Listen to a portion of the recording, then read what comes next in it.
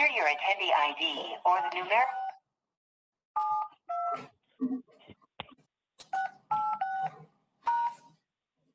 Your entry 9672686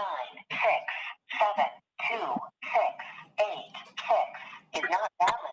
Enter your attendee ID or the numeric meeting password followed by pound.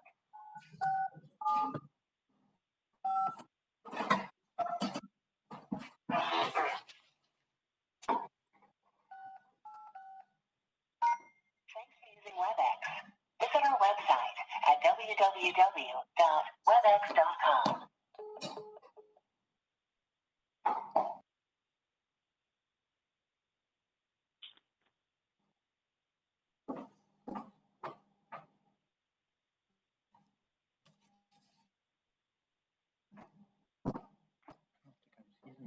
Start video. Use.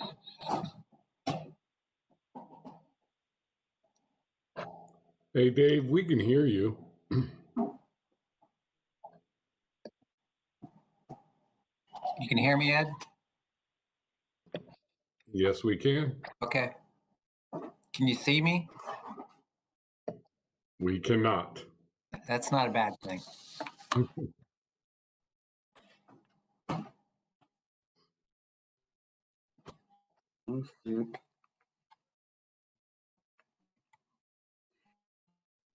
Mark, Yes. Mark, do you have the icon to record? Because mine disappeared.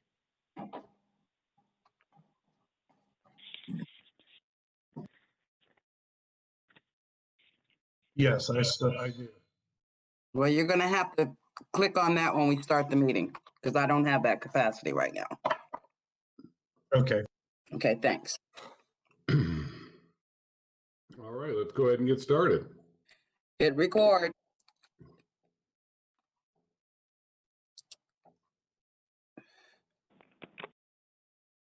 Are we recording, Mark? We are now. Okay. Yes. Okay. All right, Diane, do you want to go ahead and call out to see which public officials are present?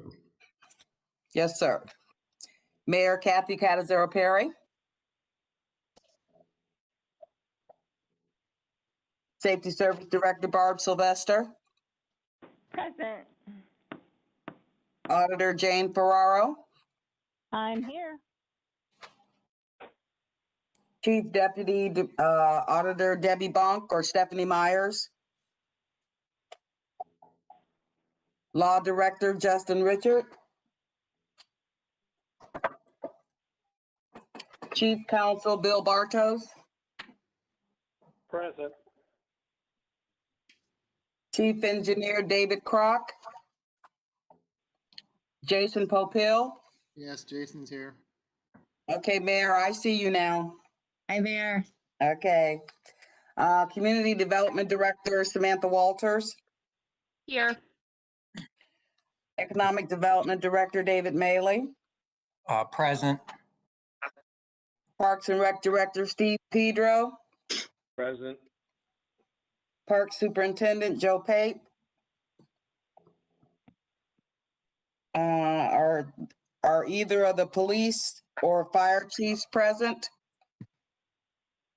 Income Tax Budget Director Lori Katagides Boron. Present. Is there any administration on the call that I might have missed other than President Eisnick? That's it, Ed.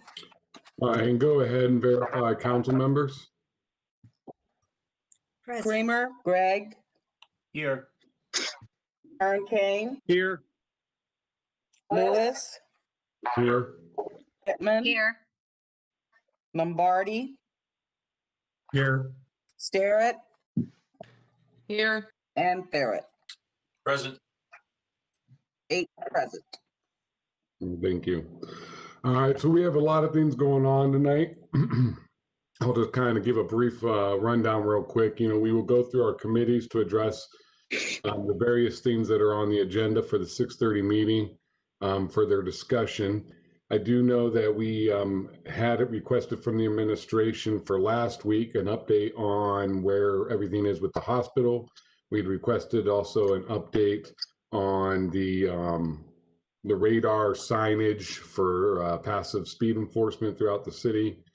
At the end of this meeting, if time allows, we can address those. But if we run up against that 6:30, I'm thinking that maybe we just do it during like reports of committees or unfinished business during the 6:30 meeting. That way they're still addressed, but we don't put ourselves in a tight bind for the 6:30 meeting. Additionally, because we do have the regular session at 6:30, I will not be asking for public speaks at this meeting because obviously there will be two opportunities for public speaks in the next meeting. And I want to make sure we get everything that we can handled during this. With that said, I guess community development. Thank you, Mr. Lewis. I have two new pending pieces of legislation, just the rezoning on the northwest side near Noble Place, near Epworth Church, and then on the south side, the Tremont rezoning over by Farrell Pools. The Noble one is up for third reading tonight, so I'll have to table that because we have to have a public hearing.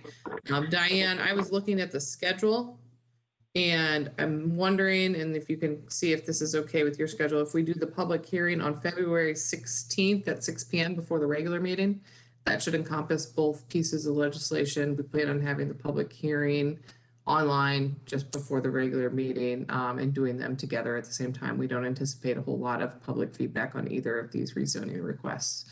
So Diane, would that give you enough time to get the public hearing notification out if we scheduled it on the 16th at 6 p.m.? That would be fine. Okay. So I plan on tabling the first piece of legislation tonight until February 16th, and then the other one will get second reading. That's all I have. Any other questions, I guess, concerns? I don't think there's much discussion on these. Okay, that's it. Thank you. Environmental. Nothing from environment. Health and welfare. Nothing from health and welfare. Parks and Rec. I have nothing for Park and Rec. Police and Fire. I have nothing this evening. Public Utilities. Nothing from public utilities. Rules and Courts. Yes, I think, first of all, I want to confirm that the packet for tonight's work session was the same packet that was sent out for the work session we would have had on the 28th of December. Is that correct? Yes, sir. Okay. So yes, I do have one request for legislation. Find it here. Subject to request of legislation is to change golf course superintendent classification 14S to 16S UN to supervisory 14S to 16S SU UN, and to make this retroactive to December 24th, 2018. Measure was approved by the Recreation Board in their December 23rd, 2020 meeting. Is someone from administration like Mr. Pedro on that could discuss this? Yes, I'm here. Okay, so we're asking that you change, if you look at the class grade department of title description, the golf course, the ground superintendent is not classified as a supervisory role. Well, in fact, it is, and we found that we made a mistake, and we wanted to make this retroactive December 24th, 2018 to clean this up as a supervisory role. okay, does this affect the salary in any way? It not at all. We're where we're supposed to be, and if we can just the main thing is to have to classify it as a supervisor, which is what he does. So it's simply a classification adjustment. Yes. Okay. Any questions or concerns from council? Mr. Gregg, I have a question. Go ahead. How many people does he supervise? I know that it's supervisory just in general, about how many people on average is he supervising? He supervises the entire ground crew, which includes the assistant groundskeeper, and then I could say 10 to 20 staff throughout the year, usually during the season.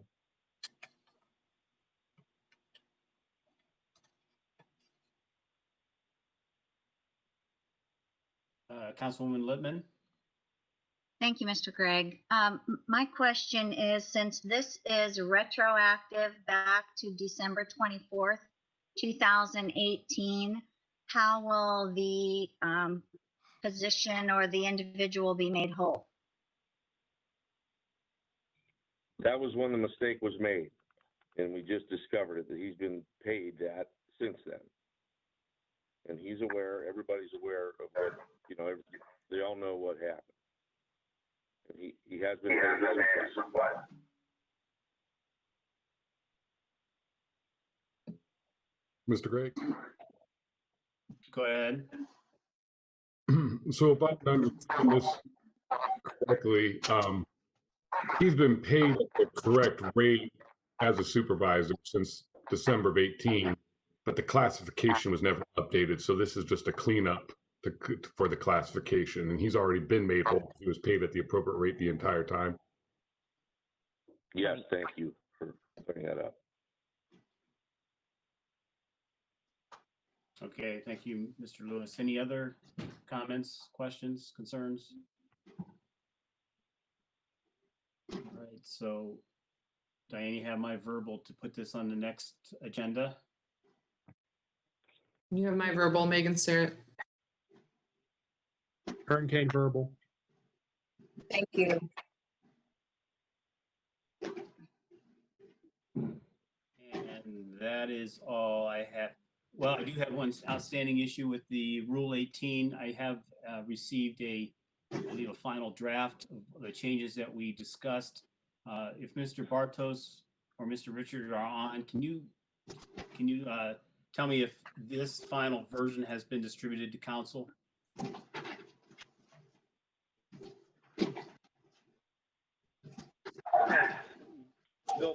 Bill Bartos here. I believe that Mr. Richard was handling this due to my illness at the time, and I believe that the final version was passed along to the chairman, but I don't believe that unless it was distributed by council or by the clerk, I don't believe it was distributed by the law department to the entire council, no. Or by the law department. Okay, Diane, did you receive a copy and was it forwarded? No, I did not. Okay, well, I have the final version. I will distribute that. Actually, I'll give that to you, Diane, so you can make sure it goes to all the proper people. And then I suppose we can look at it and vote on it in our next council session. Would that be correct, Mr. Lewis? If this is the final version that you think the committee wants to go forward with, you'd want to do a legislation request for the next work session, and then, you know, put it on the agenda for the following meeting. Okay, so Mr. Bartos, can you prepare a legislation request for our next work session for this?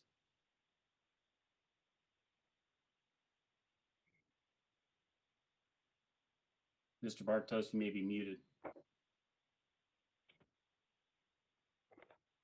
And I don't know what caller he is.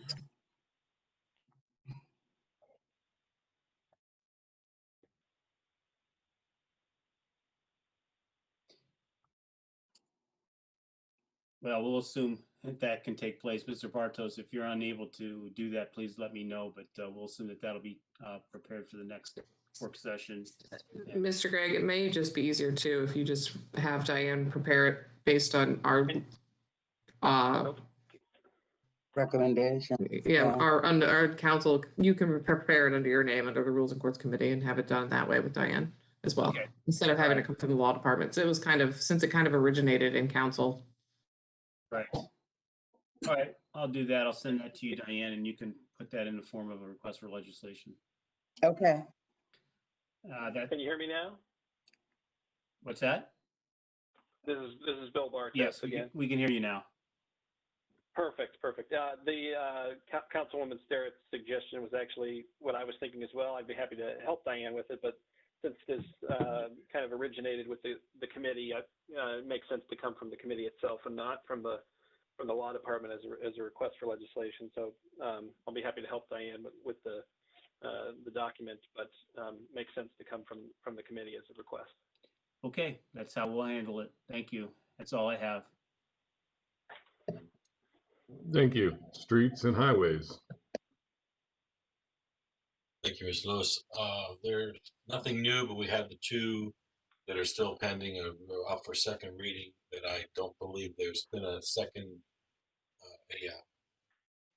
planning commission meeting for that one either. So this may end up getting postponed also. But for now, it's just second reading that that's all.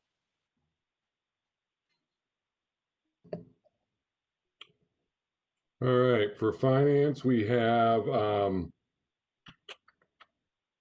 authorizing the Massillon Recreation Center to offer all full-time Massillon City School employees with Massillon City School Healthcare a 50% discount on a single 2-year membership to Massillon Rec Center effective January 1 of 21. Mr. Pedro, can you speak to this? Yes, during our November meeting, it was brought up that our city employees were getting the free memberships for our health and wellness and our benefits. And they brought up that maybe we should offer something to the schools because 2 of our board members are appointed by the schools. And our board approved that we could offer the Massillon City school employees, as it says there, the full-time employees with healthcare, a 50% discount on a single membership. And I can tell you, in hoping that we would get them, hoping that we're going to purchase the family memberships as well on top of that. And you've been in touch with the superintendent or the school board, and I'm assuming their feedback was positive? Yes, I've been in touch with the superintendent. I think our meeting was after theirs, the last one in December, when this was voted on. So it's going to be brought up in their next meeting with the school board. The city employees one, I know you told us recently, but how many city employees take benefit of this?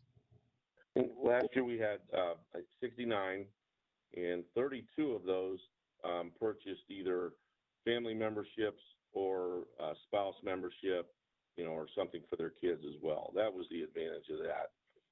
Along with our health care, obviously. We benefited greatly with our health care last year because of, that was one of the many things I think that were involved in that. Does anyone else have any questions for Mr. Pedro? I have a question, Councilman Yes, Lewis. Yes. I was questioning,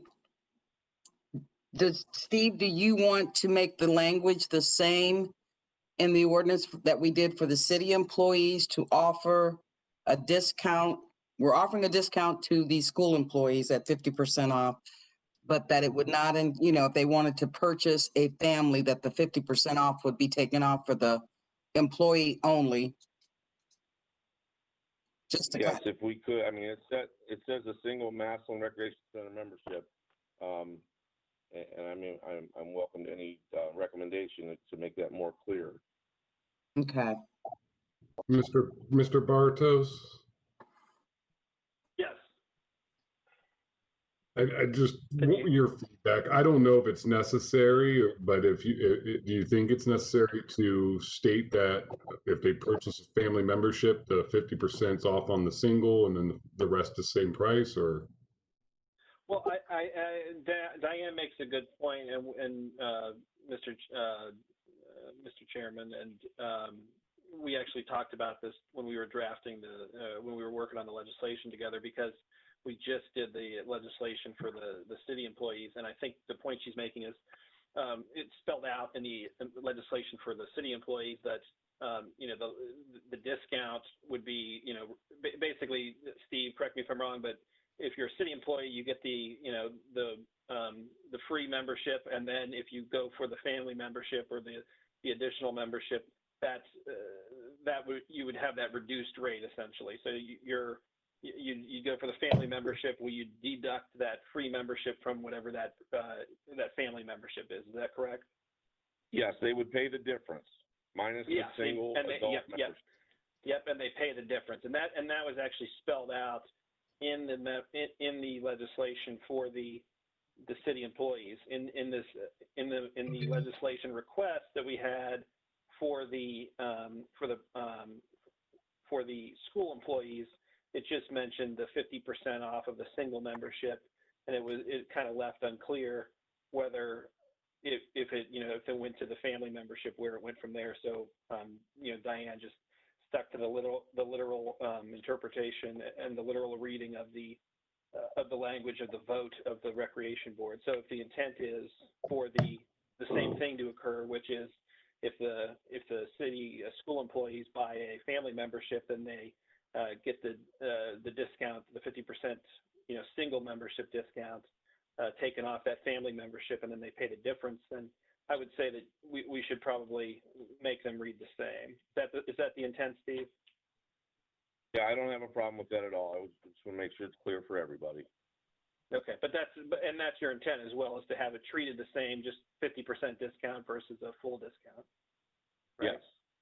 Yes. Okay. Then I would suggest we amend the language that we prepared to have them read the same. All right, well then this evening, we'll probably just give it first reading so that we can clearly get the language cleaned up for an amendment. And then I see you, Ms. Littman. Okay. I didn't know if you could see me. And then from there, I also will say that I don't see this being an emergency, so we can remove emergency language. Okay. Then we'll just proceed from there. Ms. Littman. I have two questions. My first question would be, how many Massillon City School and school employees would be eligible for this 50% discount? My second question is MCS Healthcare, I'm assuming it's the same healthcare system? If I may speak, all Massillon City School full-time employees, the MCS Healthcare is Massillon City Schools Healthcare, whatever their healthcare is. But they're all employees that are full-time that are on the healthcare plan with the schools are eligible. Okay. Could you repeat the second question? I'm sorry, Mrs. Littman. It got cut off. I think she was inquiring as to what system. It sounded like she was going to ask if it was the same system that we are part of. I don't know the answer to that, to be honest with you. I could find out, but it's just all their full-time employees that are. Can you hear me now? We can. This is Jane. My question is how many Massillon City School employees would be eligible for this discount? Yeah, he tried to answer that while you cut out, Ms. Littman. Mr. Pedro, just when you talk to the school, can you get that information for us for the next meeting? Yeah, I'm sorry. I will get the number of how many employees are eligible. Sorry, we lost you for about 20 seconds. I'm sorry. My second question is their premiums adjusted based on the health of their employees as well, similar to our situation? The reason that we, the city, were giving our employees the free membership was to increase the benefit of their health, which in turn would then keep our premiums down. Is that the same thought process for the school system as well? We're hoping that would have play into their benefits as well. I would have to inquire about that, and I will do so. Ms. Ferrero, did you have a comment? Thank you. I just wanted to say they do not have the same health care plan that we have for the city of Massillon. Thank you. All right, so I guess I'll give my verbal for it to be on for tonight. Verbal, Megan Starrett. Mike Gregg, verbal. Thank you. All right, the next one we're looking at is reduction in appropriations for the 1217 local coronavirus relief fund. It's a reduction by 41 cents. Usually used to balance everything out to zero. Does anyone have any questions? The reason for this, Mr. Lewis, is because when the county sent us over the figure, they sent us one figure, and when we got the check, it was 45 cents less. So we had to reduce that appropriation by 41 cents so that we would be able to balance out. All right. Thank you. I get my verbal for it to be on tonight. Verbal, Megan Starr. Mike Gregg, verbal. Thank you. The last pieces I have are up for second reading, and they are related to us putting on the ballot a renewal of the 0.2% street levy for 5 years. It'd be effective January 1 of 2022. We are in our last year right now. It's for the purpose of street maintenance and repair, so it's essentially the one we have now. We would be looking at having it in the primary for May 4th, 2021, if we decided to go forward with this. I'll just open it up. Does anyone have any questions or discussion points this evening related to this? It is up for second reading tonight.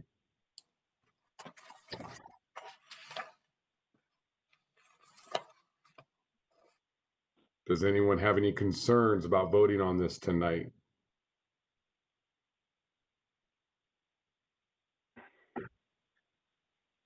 Mr. Chairman, Yes. if you wanted to get to the members first, but this is Bill Bartos again. I just wanted to say, if you plan to vote tonight, just to let you know, we did reach out to the county prosecutor's office and the Board of Elections for input on the language that's contained herein. Obviously, there's a transition at the prosecutor's office, so we're still waiting back from them, but we've tried to get some kind of a pre-review of the language before sending it over, which is helpful and has been done in the past. But anticipating that this would probably go 3 readings, we figured we would have time to get through that transitional phase, and then obviously the Board of Elections was still dealing probably with the wrap-up of the November election, and so we're still waiting back for a response to the language that we used here, given that this is slightly different than the last time because it's a continuation. It's not the new levy, if you will. So we did want to make sure that we had all our I's dotted and T's crossed. So it might be beneficial to let this go to third reading just to make sure we get a positive response from the county level before voting, but I'll leave it up to you. I have no problem waiting the third reading. I just want to make sure council members are aware that we do have a deadline. This would have to be submitted to the Board of Elections by end of business on February 3rd. Yes. We make sure we get that taken care of. That is accurate, and I believe third reading would be on the 19th if we took it to the next meeting. So I think we do have some time for that to go to third reading. But that's where things stand there. Also, the auditor's office, our auditor's office brought up a point or two that they wanted to discuss, and I think we're going to have a discussion tomorrow about just a couple points from a collection standpoint. So it's been kind of hard with not only coronavirus but also actually contracting it to coordinate with everybody. But I think we have what you see here will probably be the language, but we want to make sure everyone's on the same page, and especially get that pre-review from the county level. Thank you. Ms. Littman, did you have a question? I did. I figured this is the time to ask, and perhaps it would be the engineer's office. Is this 0.2% sufficient for what we need to do with our streets as far as the city street maintenance and repair? As I recall, we have used carryover for several years to supplement what this levy did for the streets and highways.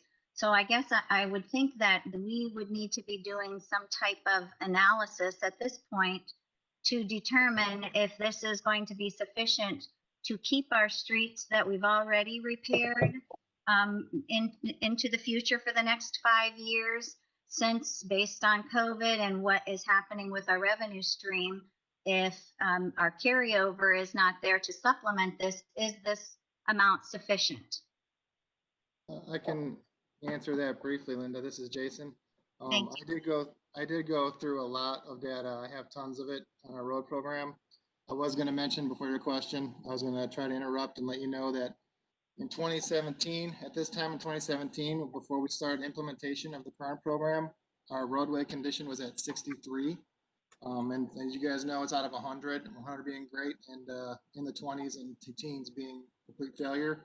63 as an average is really bad. But in just the 4 years that we've implemented this program, the average rating has gone from 63 to 73.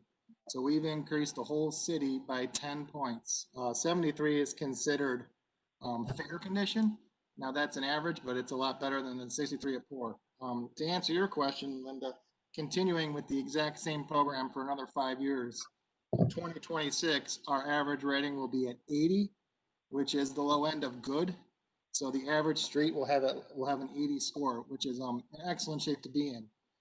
To get to the point that you were making to where we don't have to repave roads as often and we're just in maintenance mode, would not happen with the current 1.2. I would have to do more analysis, but I think I was working with 2.1 million, and by 2035 we would be in a complete maintenance mode.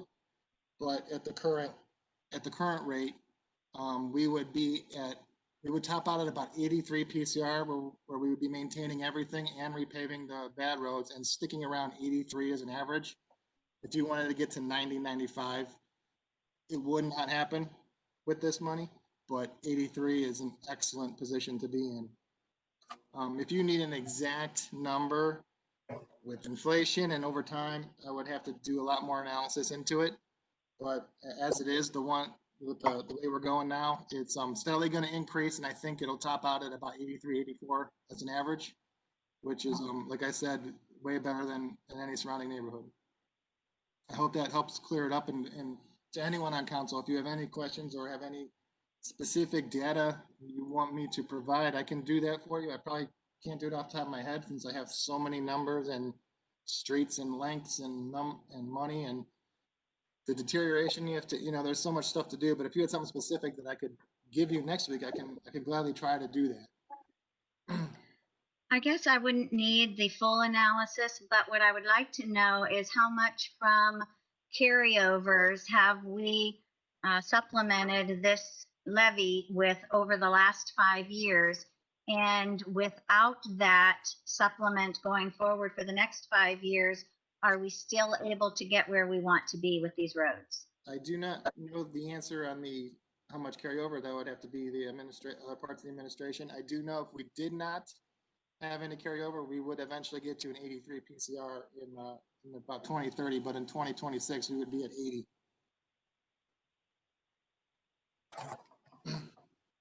Okay, thank you. I can just say, in my opinion, and I don't know what other council members, but I want to see as many roads done as possible, but increasing above a 0.2 becomes very complicated because one, it goes from a renewal to a new. It would no longer be renewal, it'd be a new tax. And given the current climate, I don't think I could get behind additional taxes that are to put in front of our citizens. So for me, I'd be fine with sticking at the 0.2. Mr. Lombardi? Thank you, Mr. Lewis. I just wanted to say that looking at the road conditions over the last 5 years, our roads have improved immensely here in Massillon, and compared to surrounding communities as well. There was at one point a time where you drive down the street and it was almost impossible to not hit a pothole. And I think administration has done a very good job with getting our roads up to shape. And I know not everything's finished and not everything's perfect, but the roads in Massillon have improved, tenfold over what they were. Just wanted to make that statement. Okay. All right, we'll go ahead and do second reading on these tonight, and then we're discussed further at the next work session. It does look like we have some time available. I don't know, Mayor, do you want to, or do you have someone that you? Oh, Mr. Thayer. Thank you, Mr. Lewis. I didn't want to interrupt the flow too much, but there was a piece online here about an adjustment in the hospital. There was some adjustment we made in finance. A transfer. It's a transfer, Mr. Lewis. Oh, but that was taken care of verbally, correct? No. Oh, I missed it. All right.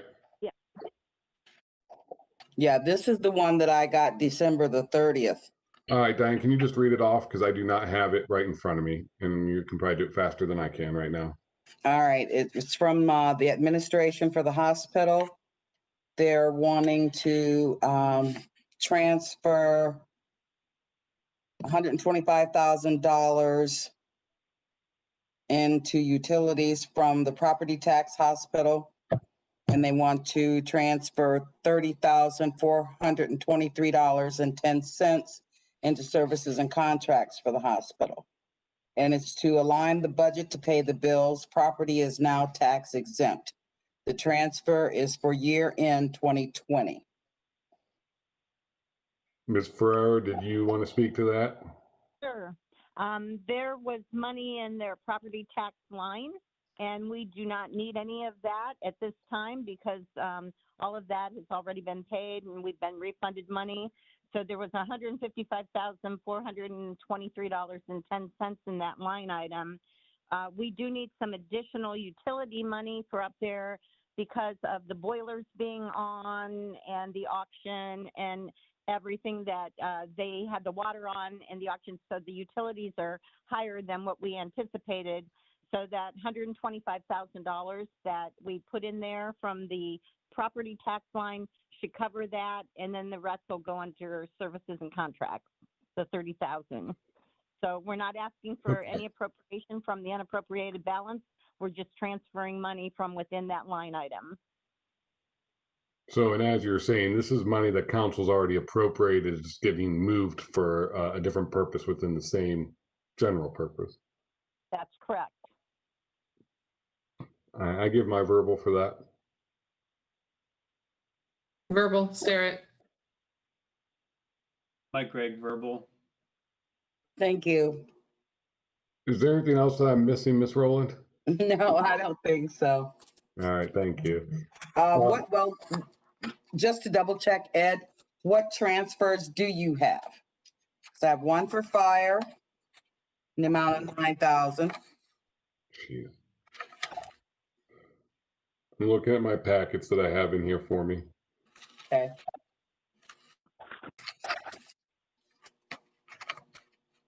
And I believe these are the ones you gave verbals. Yeah. Okay, yeah. So the ones we already gave verbals for then. Right.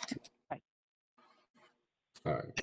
It was just that one that came in the day I got back on the 30th. Okay. All right. Okay. Well, then I have nothing additional for tonight. Okay. All right. All right. However, this does bring up, since we did have the transfer about the income tax or the property tax, maybe Mr. Maley, do you want to speak about that? And are we expecting a refund now that we are tax exempt on the hospital property? Mr. Lewis, that's, I think, what the auditor was just speaking of. We did get a refund for that. Okay, well, I'm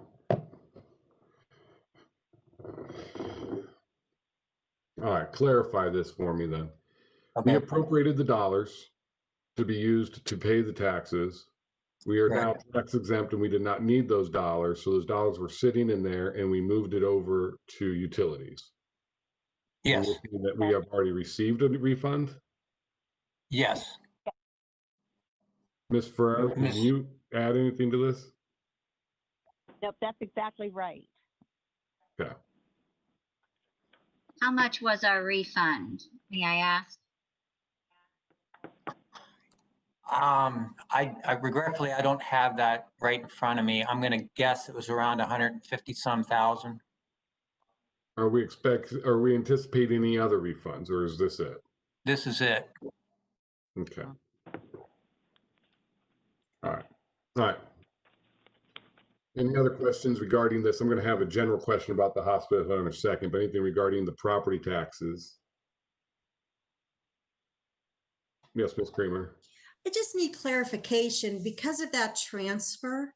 I believe it was $125,000 for utilities and X amount for service and contract.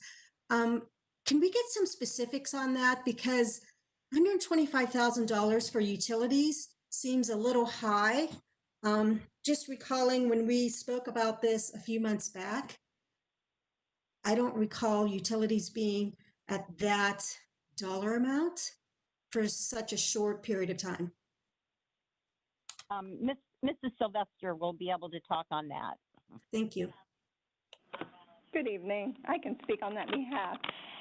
Yes, you are correct. The average monthly for the utilities was much lower than it is right now at the current time because of the timing of the auction. After council approved that, we went into the colder winter months. So the boilers had to be turned back on, which increases not only the gas bill, but also the electric bill and the water bill.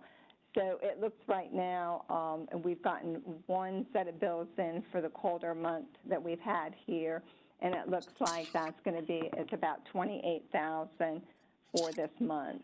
So again, as the auditor had explained, this is a transfer of that money over. We are not anticipating using all of that full amount. It's a transfer because we will not have any real estate taxes, but we're not anticipating that the utilities will use all of that money.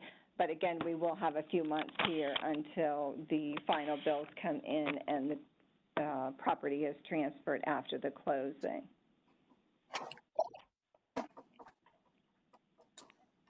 Okay. We do have about 15 minutes here, so we'll see how far we can get into this discussion. And if it takes longer, we can always pick it back up during the regular session. Can we get an update as to where we are in the process of the sale of the property? We know that obviously it's sold at the auction and then there's steps that need to be taken place. Can we get an update as to where we are along that path? I can give you an update to that. Yes, everything right now at the present time is between Kiko Auctioneers as well as the CIC. And as it stands right now, the closing is scheduled for January the 19th. So once that happens, then everything will be finalized, and then the check will be issued to the CIC, and then they will send the check to the city after they take out their administrative fees. All right, thank you.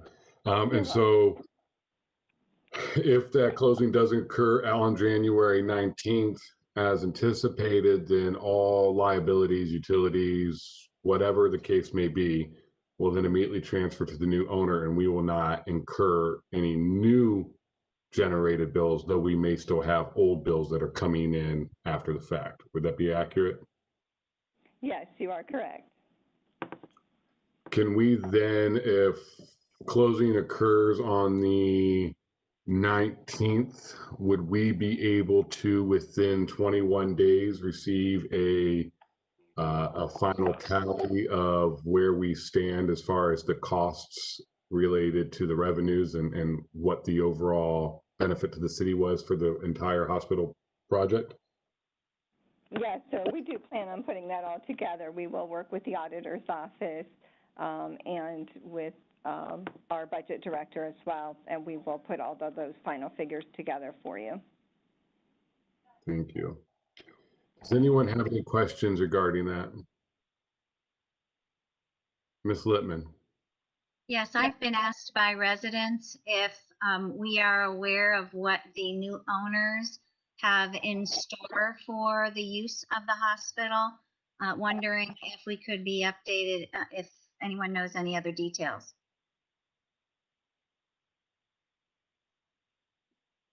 Ms. Littman, this is Dave Mealy.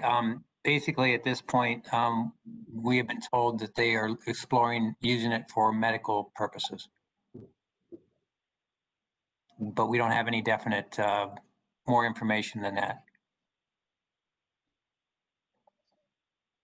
Thank you. Anyone else?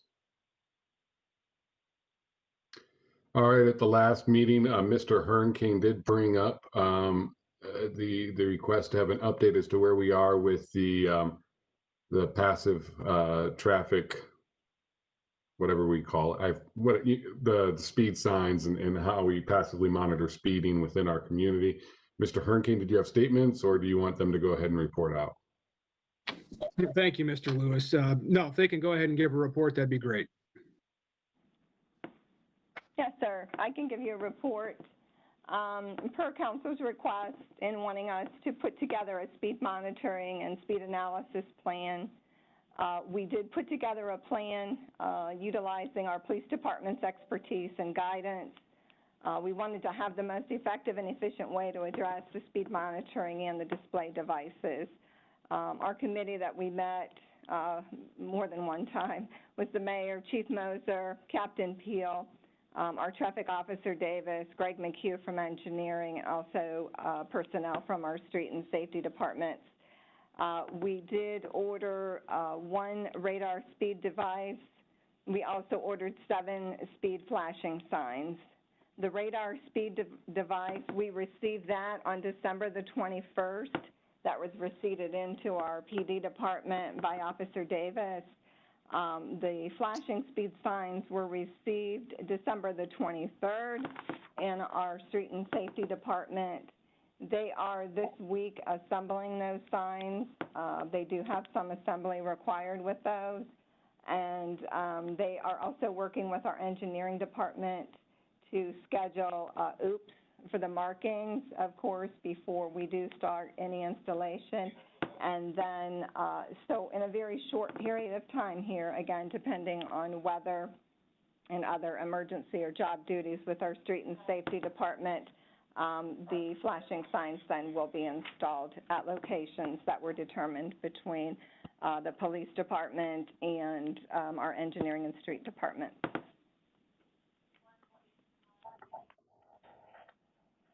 Do you have a grand total for all those?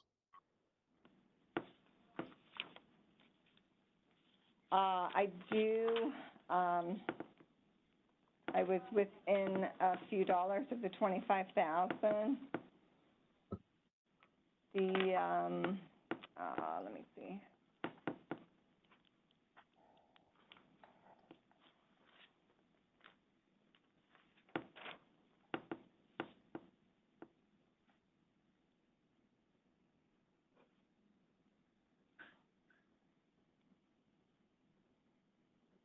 $24,925. Thank you. Mr. Hernking? Thank you, Mr. Lewis. Mrs. Sylvester, thank you for that report. If you don't have this information, that's fine. But do you happen to have the make and the manufacturer's name or the model of the flashing speed limit signs that you purchased? Yes, sir, I do. It's Traffic Logic. That's the company, right? Yes. Okay. All right, thank you. You're welcome. Can I ask where the 7 spots are that those flashing speed signs have been determined to be the most effective in the city? Again, these are the preliminary locations that we're looking at right now. Again, we will do some further analysis because of, again, OOPS and where there could be some underground lines there that we may have to be aware of. So tentatively right now, and where they're looking at laying them is Amherst Road Northeast. That would be somewhere in the vicinity north of 1205 Amherst. We're also looking at Lincoln Way East in the area of 520 Lincoln Way East, Lincoln Way West in the area of 3247 Lincoln Way West, First Street Northeast in the area of 1539 First Street, and Main Avenue West in the approximate area around 25th Street Northwest, right where you come into the city in that area there. That's the 5 locations. The other 2 devices will be installed in conjunction with the radar speed device. And again, that was at the request and recommendation of our police department's expertise. And to clarify, Ms. Sylvester, the radar speed device that you're referencing is the one that actually collects data for us to utilize. That's correct. That is correct. And we have one of those devices now, as many of you know, and we get backlogged with that, especially during the spring and summer months and right after paving months. And so that was the recommendation by PD, our chief, and Captain Peel to order another device, and then we will use that in conjunction with this flashing speed sign as well. But as you are correct, that is the one that gives us all of the detailed information, the number of cars that are analyzed, the average speed. It gives us also how many enforceable violations there actually were during the time of that study, which we usually do the studies for about 2 weeks at a time.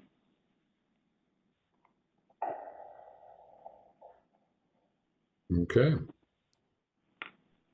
All right, thank you for that. I don't believe we have any other requests of the administration that were made known prior to this. We do have about 10 minutes before our next meeting. If no one has any complaints, we can probably take a 10-minute recess and get ready for our 6:30. All right. Ed, are we logging out and logging back in? No, we would stay right in this session. Okay. Mr. Lombardi, you have to stop recording and then start a new recording for 6:30. Right, I understand. Just let me know when you want to adjourn. Let's adjourn. See you guys in 10 minutes.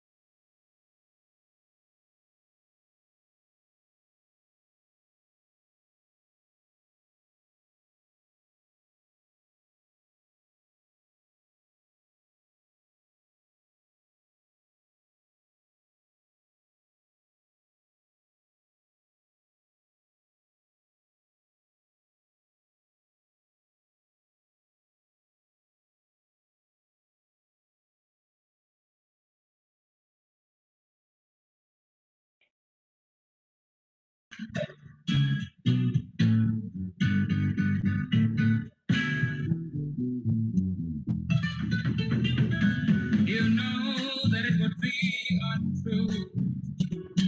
You know that I would be.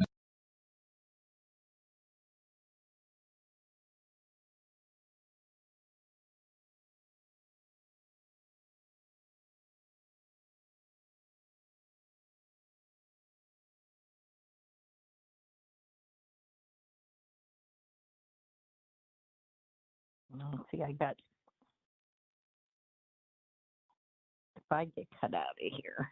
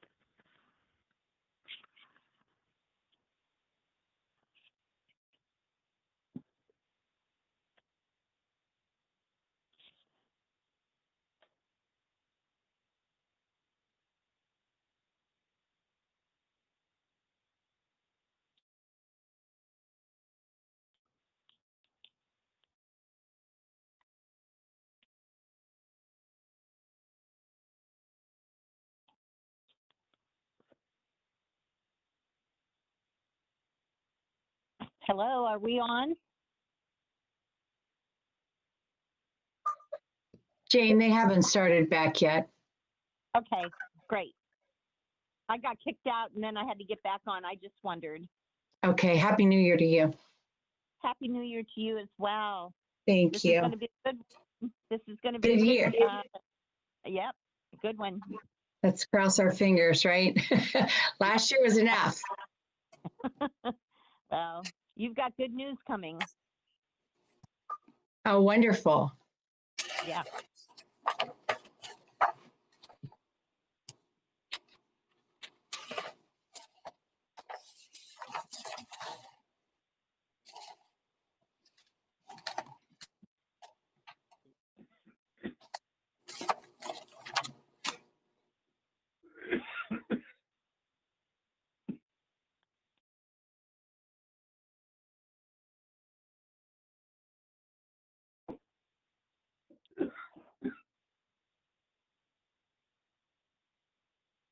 Your mom.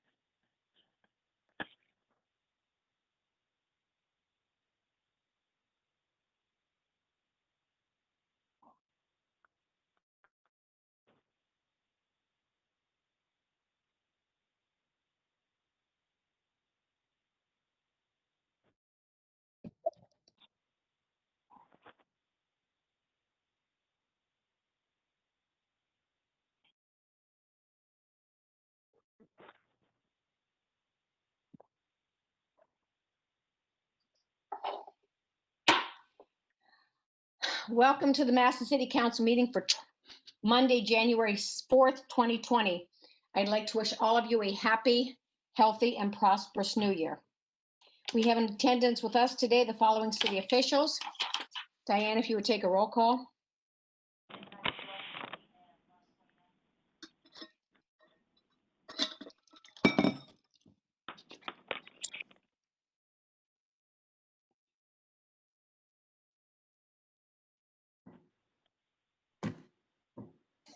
Okay, Mayor Kathy Catanzaro Perry, Good evening. Safety Service Director Barb Sylvester, Present. Auditor Jane Ferraro. Here, Happy New Year. Happy New Year to you too. Thank you. Chief Deputy Auditor Debbie Bonk or Stephanie Myers. Law Director Justin Richard. Chief Counsel Bill Bartos. Present. Chief Engineer David Kroc and or Jason Popeil. Jason's here. Community Development Director Samantha Walters. Here. Economic Development Director David Maley. Present. Parks and Rec Director Steve Pedro. Present. Income Tax Budget Director Lori Katagides Boron. Present. And I see Frank Silla.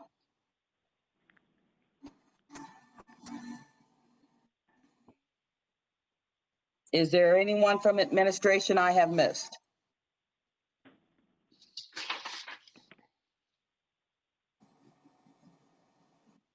That's it, Madam President. Thank you. Under number 5 on the agenda is where the audience can speak on any topic that appears on tonight's agenda. And then under number 17 is where the public can speak on any item that does not appear on tonight's agenda. I'd like to remind all of you, if you are not speaking, to please mute your mics so we can hold all the background noise to a minimum. Roll call. Kramer, Present. Gregg, Here.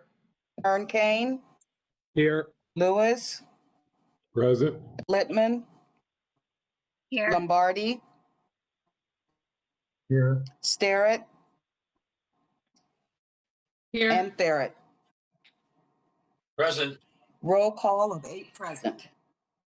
Thank you, Madam Clerk. All present and accounted for. Councilman Barrett.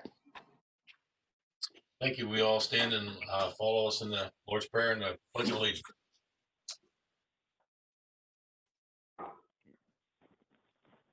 Our Father, who art in heaven, hallowed be thy name. Thy will be done, on earth as it is in heaven.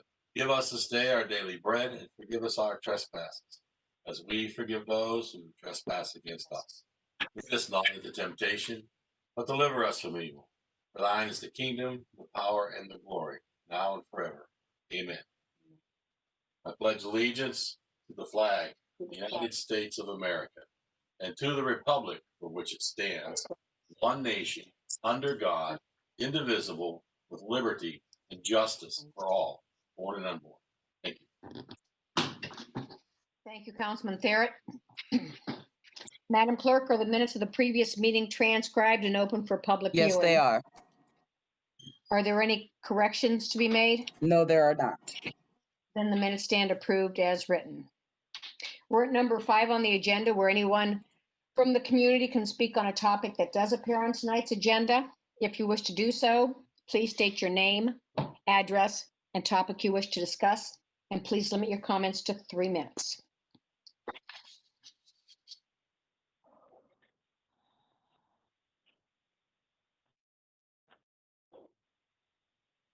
Hearing none. Under new and miscellaneous business, we're going to allow the mayor to give the State of the City address to City Council and the community. Mayor, you're up.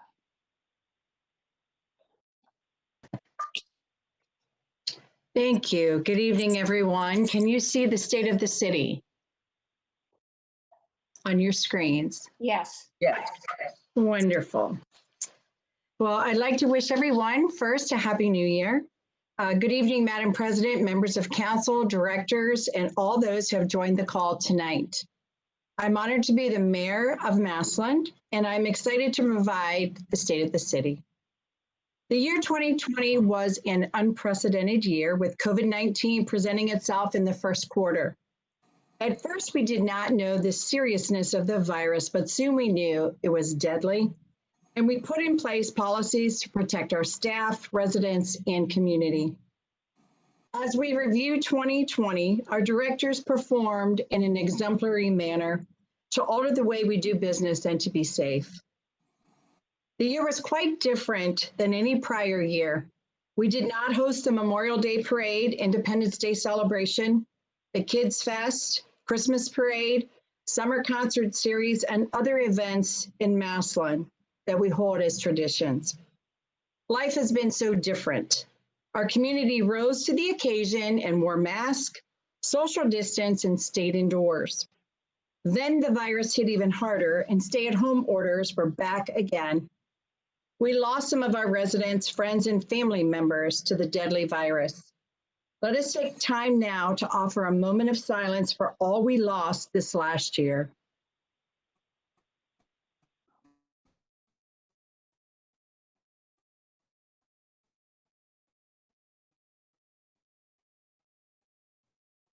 Thank you. In times like this, we can only pull together, help and support one another. As we reflect back, we will find silver linings and lessons that we did learn in 2020.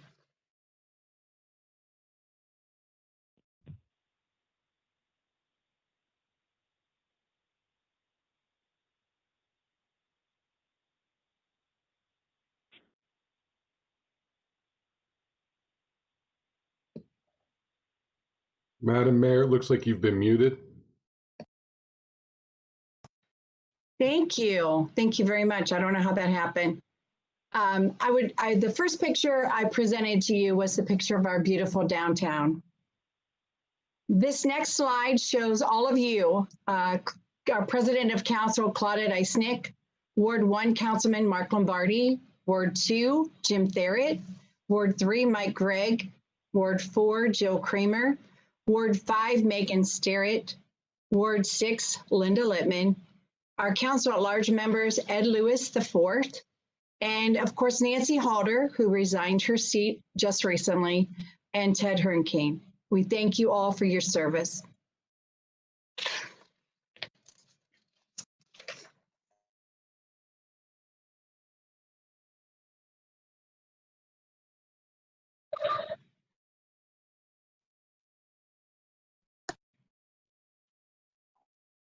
Our other elected officials that we work with throughout the year, and we appreciate their service as well, is Auditor Jane Ferrero, our Treasurer Maud Slagle, and of course our Law Director Justin Richard, and his Chief of Counsel Bill Bartos.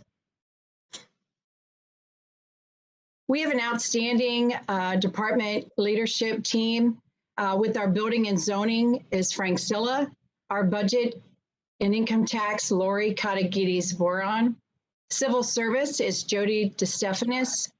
Our community development director is Samantha Walters. Economic development, David Maley. Our engineering department is Jason Popeil.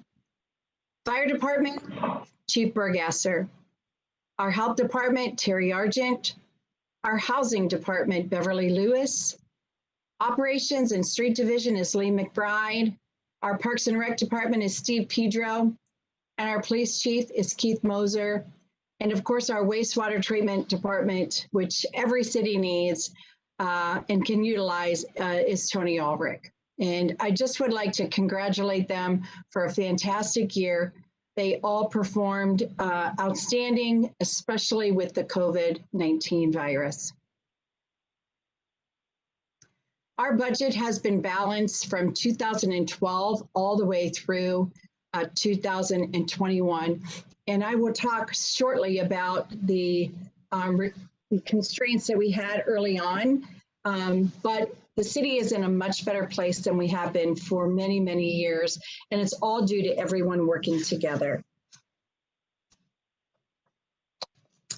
As you can see here, I need to move my little piece here that I can see. I'm going to move everybody up.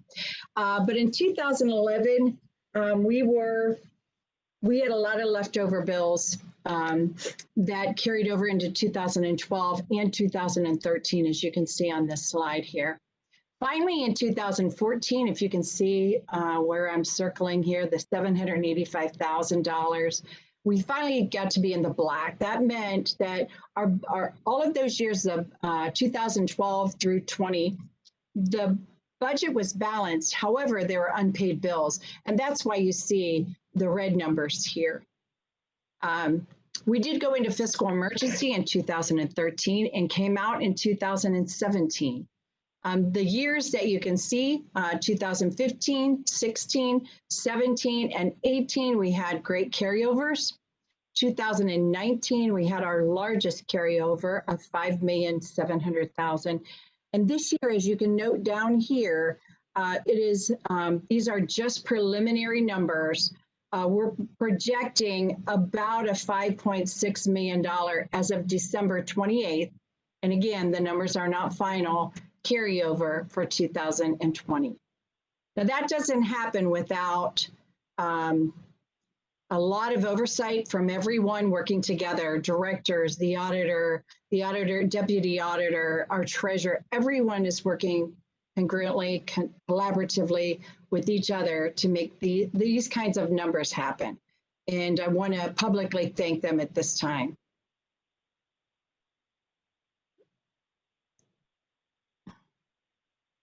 You can also see on this slide our general fund revenue. This column over here is for 2020. We brought in for income tax about 13 million.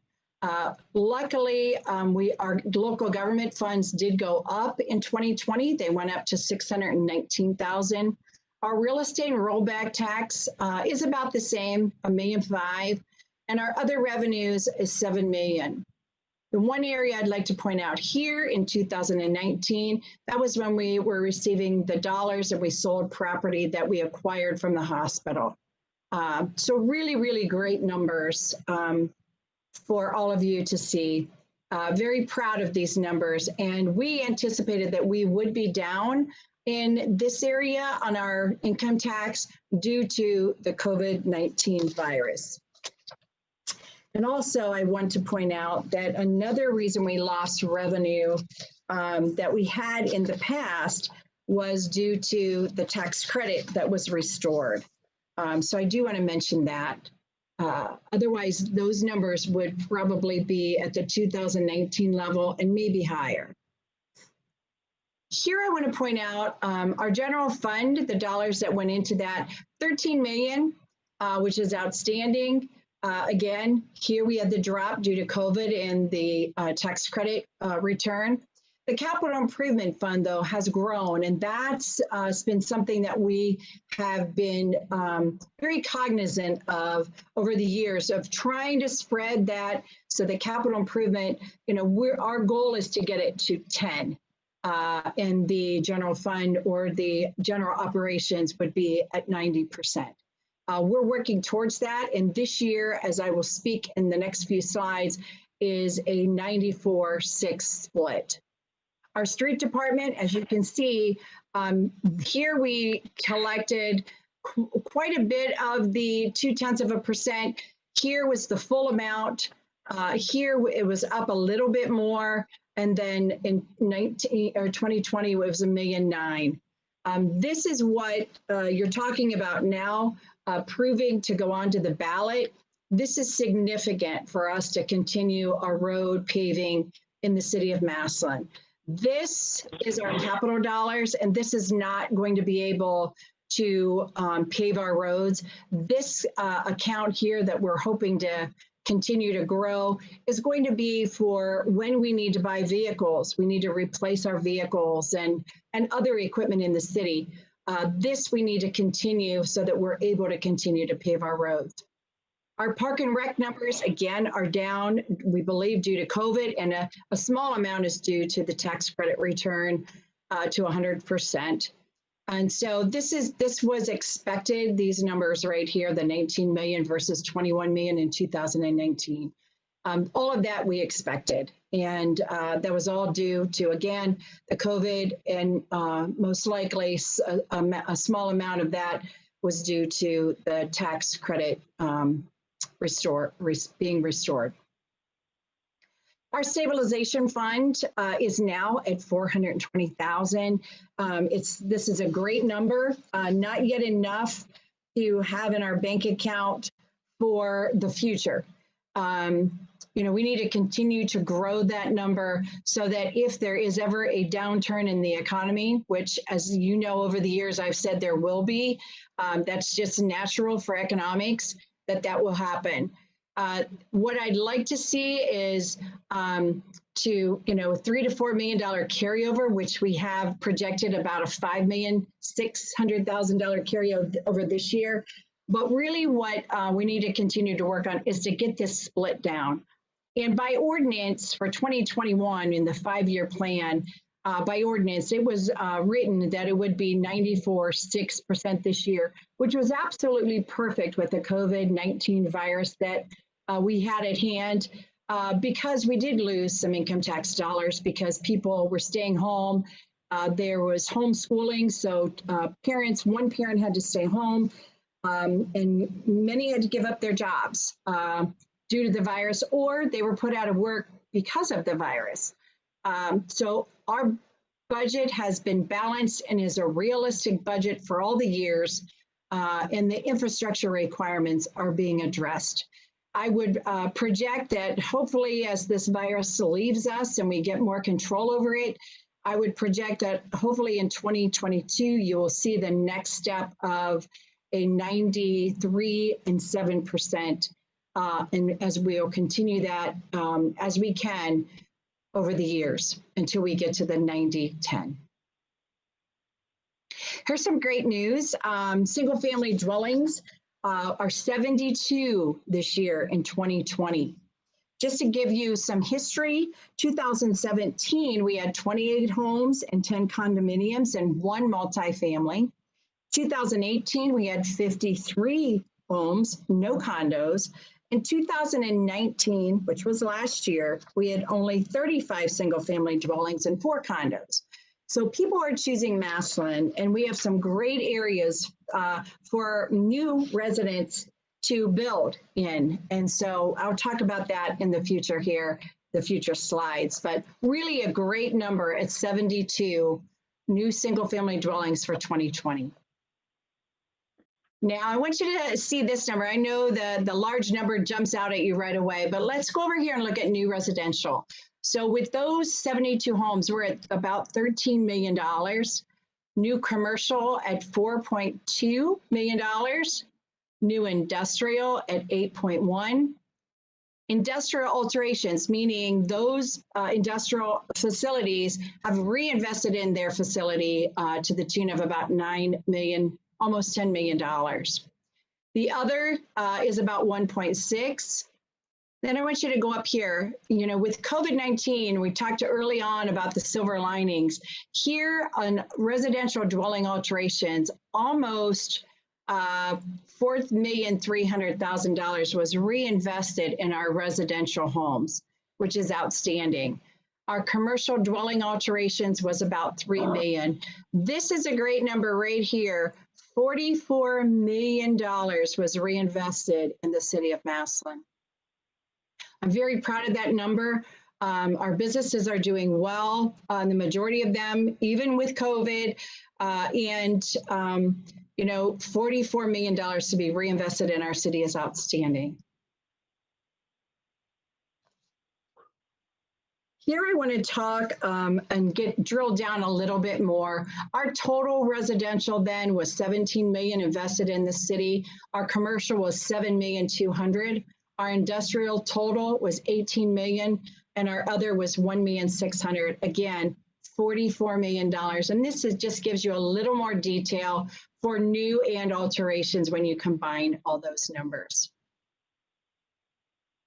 I just want to back up. I want to talk a little bit here about the 2017 numbers. We had Freshmark Addition, Deerfield Farm Silos, Dunkin' Donuts, and O'Reilly's. In 2018, if you can look at that column, we had a Shears warehouse built, Advanced Industrial did a warehouse, Akron Children's came, and the KFC did a major renovation and a new rebuild. 2019, we had Williams Land Storage, Tiger Tarps, Discount Tire, and Simmons Feed Silos. In 2020, the year we're speaking of now, had a Fresh Mark addition again, R2 Land Holdings, Massillon Energy and Technology Silos. So there is a lot of the commercial and industrial that I was speaking about in 2020. Our road improvements. I know Mrs. Littman asked the question earlier tonight. This is vital for us to have a road paving program, is the 0.2% income tax. And I'd like to just point out, I'm going to start down here, 2012 through 2015. Without any dollars whatsoever, we were able to do $660,000. And most of that was Target and some money that we had in our account for road paving and repair. That does nothing for your roads. It's the bare minimum.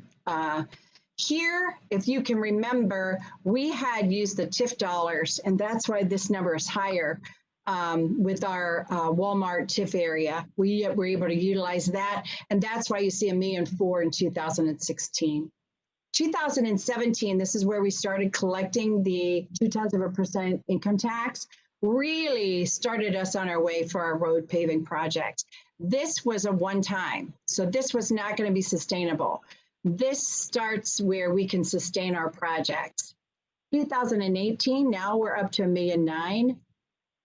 2019, look at this number, $3.3 million we did road paving and repair, plus the $2 million for the Imagine project. So 2019 was a $5,300,000 road paving projects. That is outstanding number. And we were lucky to receive the majority of that Imagine project was a grant. 2020, Council, I just want to thank you for this. You know, we put together 2 road paving projects with our engineering department and our safety and service director. We were able to bring to you to allocate more dollars for road paving in 2020. And you stepped up and voted to support that. So we appreciate that. $2,985,000 in 2020. And here's the total, $16 million from 2012 to 2020 for our road paving. We cannot go back to this for our citizens. They do not deserve that. And I know every council member that I talked with, which I talk with everyone, except for the new one that you're going to appoint here soon, is going to support that 0.2%. And I greatly appreciate that. And I know the residents do as well. Here's what we did in 2016. This is the map. I'll see if I can make it a little bit bigger for you. Can you see that better? That's all we were able to do in the 2012 to 2016, that dark black that you see. And we can do so much better than that. Let me shrink it back down and go to the next slide. Here's the next slide, and I'll blow that one up for you as well. Look at the difference. You know, this slide here is from 2017 to 2020. Huge difference in what we've been able to do. So I greatly appreciate all of you working together to make this happen for our residents, because everyone deserves nice roads. Catch basins has been another great project over our years. I'm going to start down at the bottom again so you can see where we're at. 2015, I can't find my pointer here. It doesn't want to come back to me. 2012 to 15 at the bottom, $609,000 for repair and replacement of, that's over 3 years. In 2016, we were able to do $435,000, 2017, $500,000, 2018, $555,000, 2019, $465,000, and look at 2020. $661,000 we were able to put and focus on our catch basins for a total of $3,225,000 from 2012 to 2020. I can tell you that we only have about 30 more, and that's a number that, is up or down a few, of our 4s and 5s that we need to replace or repair. I just want to give our hats off to our Safety and Service Director, as well as our engineering department, and Tony Ulrich from the wastewater treatment, because he does this with us as well. Just an outstanding job here. And we should all be very proud that, we only have about 30 more, give or take a few, of the 4s and 5s. So great job to everyone. Our safety department, we installed flashing warning signs on the following roads: Amherst Road Northeast, where a dangerous curve near Bird Avenue North and southbound, as well as Richfield Drive Southeast near Championship Drive Southeast. So we were able to install 2 of those for safety purposes. We also installed new LED pedestrian signals at the following intersections: Erie Street South and Charles, as well as David Canary Drive and First Street Southwest. We also installed LED traffic lights at the following intersections: Erie Street and Walnut, and Main Avenue West and Tremont. We also completed projects to raise traffic signals at 27th and Lincoln Way West. We completed a project to repair school flashers at St. Barb's. We upgraded all downtown decorative lights to LED, and we upgraded traffic control software citywide to Simon's Tactics for Eagle controllers. So they really focused on a lot of different projects this year, as did most of our departments. The street department, they specifically paved themselves Wilmington Road Southwest, Tremont Avenue and Erie Street and North Avenue, and 3rd Street Southeast, the alley. They also removed snow in 2020 and ice with 2,300 plus tons of salt. And they also filled potholes citywide, 1,600 plus tons of asphalt. They also, they just do an outstanding job. They also maintained our properties with grass, weed, and brush control. Our safety department, we installed flashing warning signs on the following roads. Oh, I just talked about that. I'm sorry, it must have went the wrong way. There we go. I apologize for that. Our street department, I talked about that. Here we go. Our street department equipment, very, very important to have new equipment every so many years, and we're doing a very good job with our vehicle replacement plan.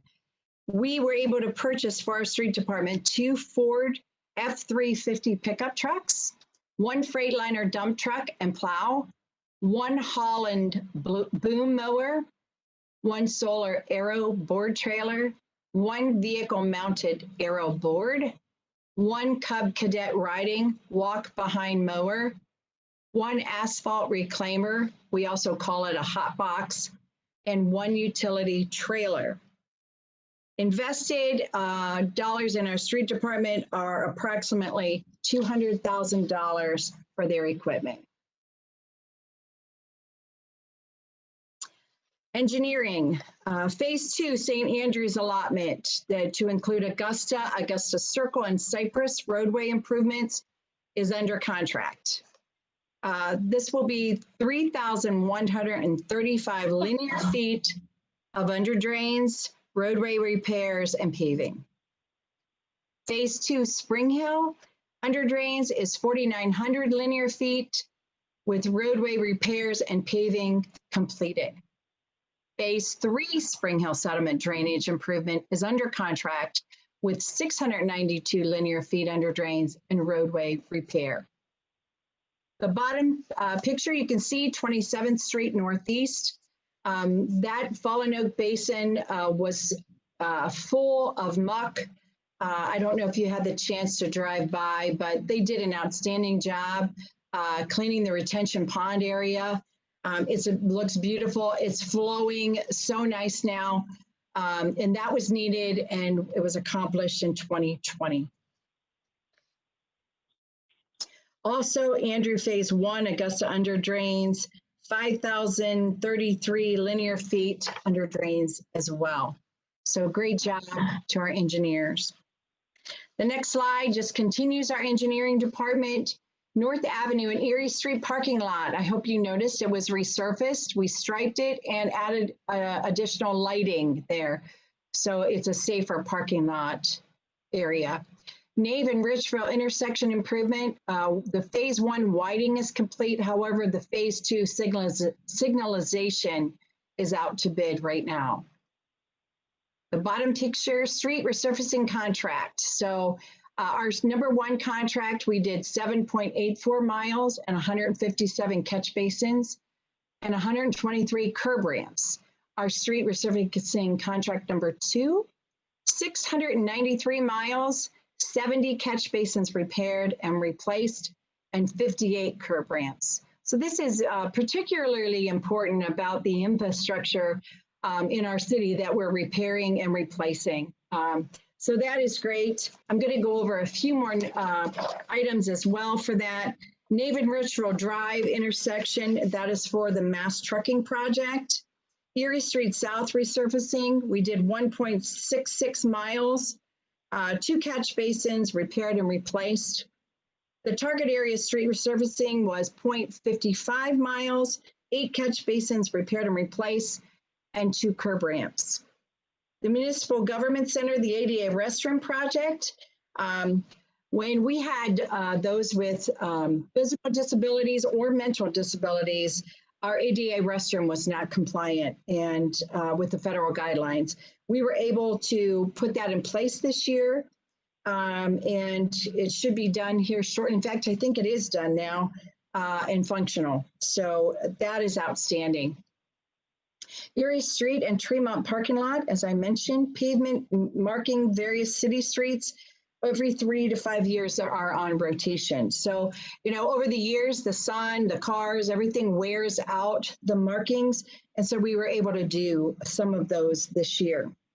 Lincoln Way West and 23rd Street intersection and pavement marking as well. I want to take a minute to just address Grosvenor while we're here, because I know we're getting a lot of comments and concerns about that. There were 9 accidents on that area. And so we had to put in that turn lane, and that was designated by the engineer department and warranted after we had 9 accidents there. When that happens, the city has to respond and do something. So I hope I've clarified that a little bit tonight. And then, of course, Jackson Avenue, 27th Street Northeast pavement markings were completed as well. Our third slide for engineering, Augusta Lakes Phase 3 is happening. And these are our subdivisions that are building new homes that I told you we would talk about soon.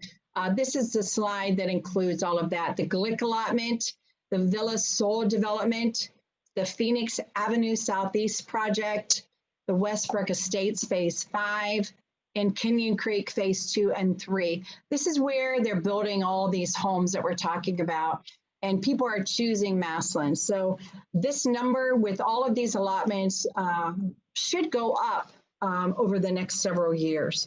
And that is great news for our city, and we welcome all of our new residents. The GIS mapping and the website, it was modified and they're modifying the display, addressing and permits. The maps and infrastructure updates are all in that GIS. And that GIS system, I don't know if you've ever taken the time to go on it, but it's outstanding. And you can find a lot of sites on that. And our engineering department uses that daily. Our utilities, our First Energy put in a new substation on Nave Road. And also from our partners, Aqua is working on Walnut Hills and Stoner Avenue Northeast. And Stoner Avenue Northeast needs paved. So anyone listening tonight, or maybe the ward representative or councilman at large or women at large, we're going to finish this up and hopefully get Stoner paved. It does need paved, and we recognize that, but we didn't want to pave it before our partner, Aqua Ohio, went in and did their work. Also, Dominion Energy is working on Phillips, Campbell Northeast area, 8th Street Northeast, and the hospital regulator station. So it is great to work with Aqua as well as Dominion. The next slide, I wanted our council members and our community to know that we are focusing on our neighborhoods. One area that, and our downtown, one area that really needed cleaned up, and our street department jumped and they actually brought it to our attention. So kudos to them. They cleaned the trees and the debris from the fencing near Lillian Gish to Tremont. Did an outstanding job. It looks beautiful. They cleaned that all up like we did a few years ago around our movie theater. The next picture to your right is 32nd Street Northwest, had a sinkhole. We did a huge repair there. The bottom, our catch basins projects 1, 2, and 3. Like, as I said earlier, 129 catch basins replaced. And then Conrad Place Alley, we resurfaced that alley, and look how nice that looks for the new business owner. We also, and I'm gonna talk here about Stanton Avenue Northwest. There are so many little projects that our engineering department with our safety and service director worked on this year that I want to mention them, if you'll just bear with me. Stanton Avenue Northwest, we repaired a drain pipe in the road. Terry Avenue Northeast, we repaired 2 catch basins and a 30-foot pipe. The fire station, number 2, we repaired a catch basin and replaced one. 25th Street Northwest at Poplar, we fixed a sinkhole in the roadway. 7th Street Northeast, we repaired 2 catch basins and a sinkhole in the roadway.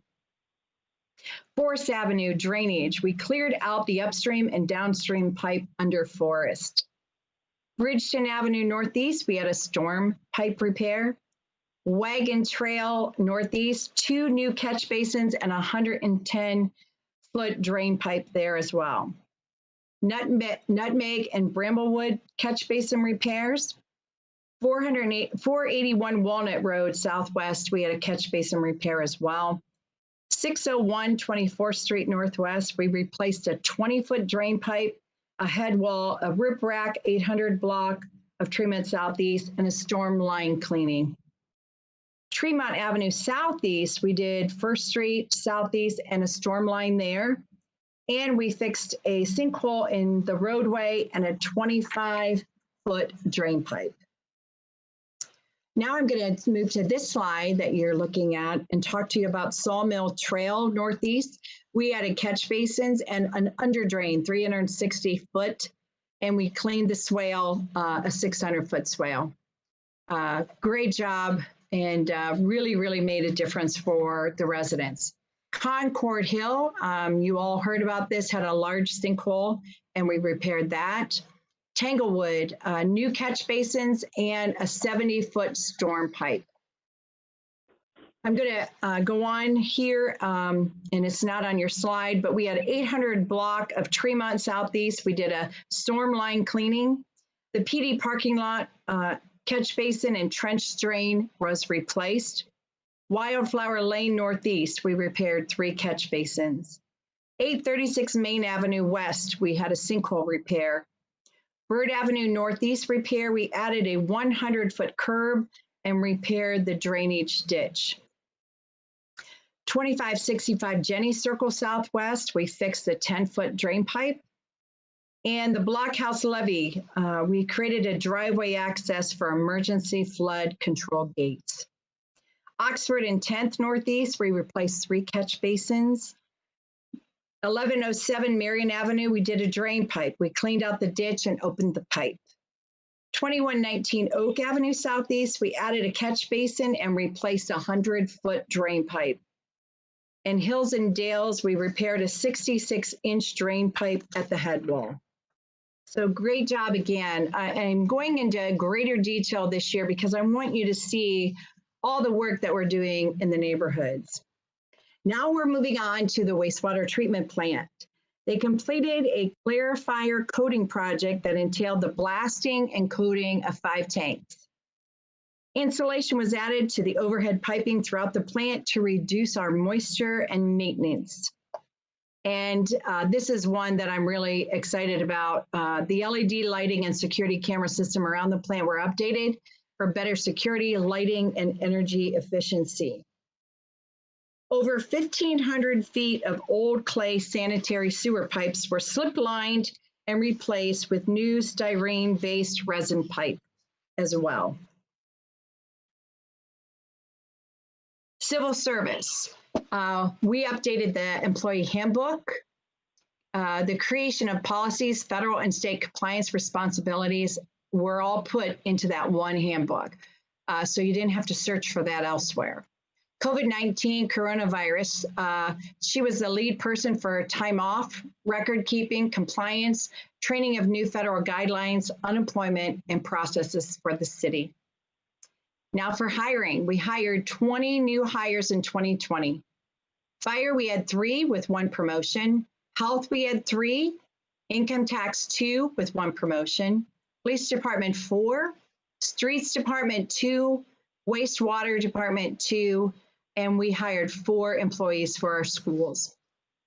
We also created an online application and job advertisements through the City of Massillon website that led to having over 1,300 applicants for openings in 2020.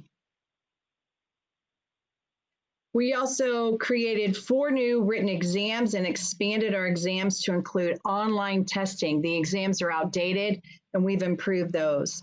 We administered 6 exams with 1 promotional, and the second person in the state of Ohio to do online civil service exams for the position of firefighter under emergency and quarantine during COVID-19.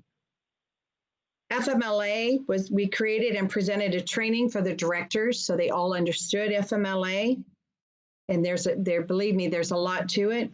And took on the responsibility for all leaves in the administration, designated claim, correspondences with physicians, working with employees to understand FMLA, record keeping, and time allotted. We've been extremely busy in community development, and I think all of you will be excited about the progress we've made here. We had 4 first-time home buyers receiving funding assistance to purchase their homes in the City of Massillon. And these same homeowners were also allowed funding to do repairs to their new homes, ensuring that they would meet building code and have a safe home. Community development staff participated in the Stark County Complete Count Committee to assist in informing the community of the importance of completing the 2020 census. 9 city homeowners received funding for emergency and minor repairs for their homes, helping to benefit the homeowners' health, welfare, and betterment of the city's neighborhoods. 2 of these projects included complete bathroom renovations to update with handicapped accessibility for disabled homeowners, enabling them to stay in their homes and increase their safety. 2 homeowners received assistance for full rehabs, and are provided by the city's housing rehabilitation program. And we provided funding for the 2020 Target Area Street Paving Project. They also purchased planters, benches, trash receptacles, and bollards for downtown. The 2 entities that have utilized the bollards have done an excellent job during COVID to keep people outside and connected. And many of our businesses during COVID have had to become creative to continue their business. And I know many of our residents have patronized them during the pandemic, and we thank you for that. Code enforcement. We updated the city's target area map using the most recent available census from the American Community Survey data. We updated the vacant building registration ordinance for better enforcement, and that update was thanks to all of you on council. We also established a public code enforcement phone line, and that number is 330-809-0235. We are working with the community development. They completed the demolition of 2 blighted commercial buildings. The top one is 417 McKinley Southwest. You'll see a before and after photo. And then the lower picture is 1225 4th Street Southwest. And both of those were within the City of Massillon target area. So great job on getting those down as well. Also, underneath community development, we have 2020 subrecipients for CDBG, and those are all listed here for your purview. And the total amount for subrecipients was about $100,000. So we were able to help out these not-for-profit agencies at $100,000 total. So great job with partnering with our community not-for-profits. The health department. The department received $403,608 in grants from the federal government and the state for COVID-19 response and for contact tracing. The health department served this as the city incident command for COVID-19 state of emergency. The department is currently distributing COVID-19 vaccinations, and those are for our frontline staff, and they will be distributing the vaccine to all citizens of Massillon if they choose to take the vaccine. And the vaccine that the health department is distributing is the Moderna vaccine.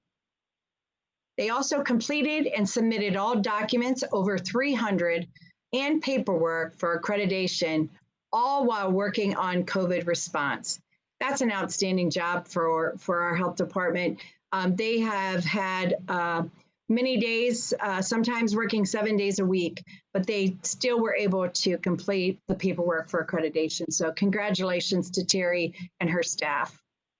The WIC division also increased by more than 100 new families receiving WIC benefits, and this is the highest increase in Stark County.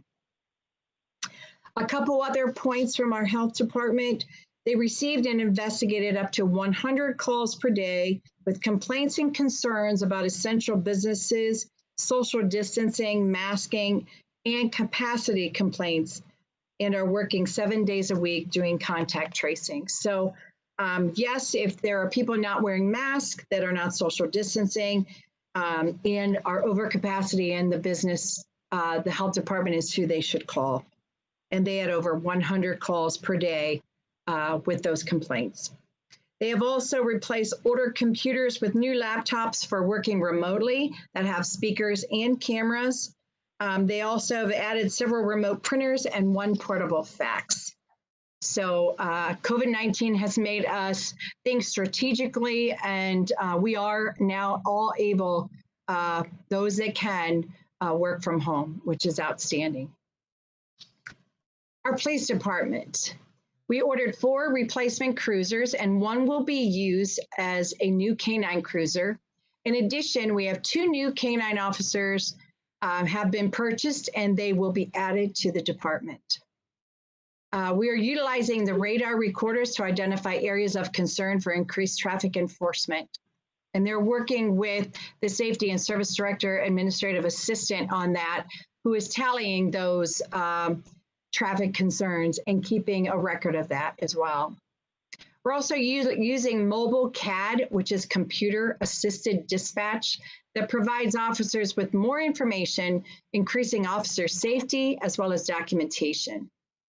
We've improved the security by installing gates at the back parking lot. We have provided officers with crisis intervention training in cooperation with Stark Mental Health and Addiction Recovery Services. And they state that CIT is crucial to reducing violence and ensuring successful intervention of mental health and substance use situations. Officers are trained in proven effective communication techniques. And with our Disability Commission, one of the things that this is really helpful for is the autistic population. Many autistic individuals look completely normal. They do not look like they have a disability. So it's hard for our officers to recognize that with the autistic individual. So this is wonderful training that was completed by both police and fire this past November, December. Additional information about our police department. They participated in OVI checkpoints, selective traffic enforcement programs called STEP, and impaired driving enforcement programs, IDEP. They successfully handled several protest and First Amendment assemblies without incident. So congratulations to all of them. They did an outstanding job. Supplied all officers with body cameras and in-car video to record incidents as they occur. They're also working with several other governmental agencies and searching for a replacement records management system. And we hope to accomplish that sometime this year. We hired 4 officers and expanded the school resource officers to 3. They replaced 23 desktop computers and 4 laptop computers. Great job to Chief Moser and our police department. Our fire department, they purchased a new command staff vehicle, bought a new generator for Station 1. Windows were replaced at Station 4. Storage sheds were placed at Station 1, 3, and 4. They updated the department's ballistic helmets and body armor. And we purchased 3 new CPR assist devices, which is outstanding. If you've ever given CPR, you know that these are definitely needed. Continued with the fire department in collaboration with Stark State College. We received a grant in the amount of $107,954.54 for a regionalized training prop that simulates a vehicle in flammable liquid tank fire. The total cost to the city was $0. They also purchased 4 new thermal imaging cameras, and that is to use when there's a fire and they can see through smoke. And they did an outstanding job with COVID-19. They thought out of the box and created the memorial service and live streamed it, which allowed many more people to attend. And everyone was very appreciative that the memorial service continued. And we honored those that we lost, and we were able to do that and include more viewers. We also added an assessment center component to the promotional process. So great job, Chief Burgasser and all of our firefighters. The Recreation Center for our Park and Rec Department. The Recreation Center closed for 79 days due to the pandemic, but daily visits have slowly increased since the reopening on June 1st. Annual safety and equipment training, along with new training for COVID-19, was completed as all staff returned to work.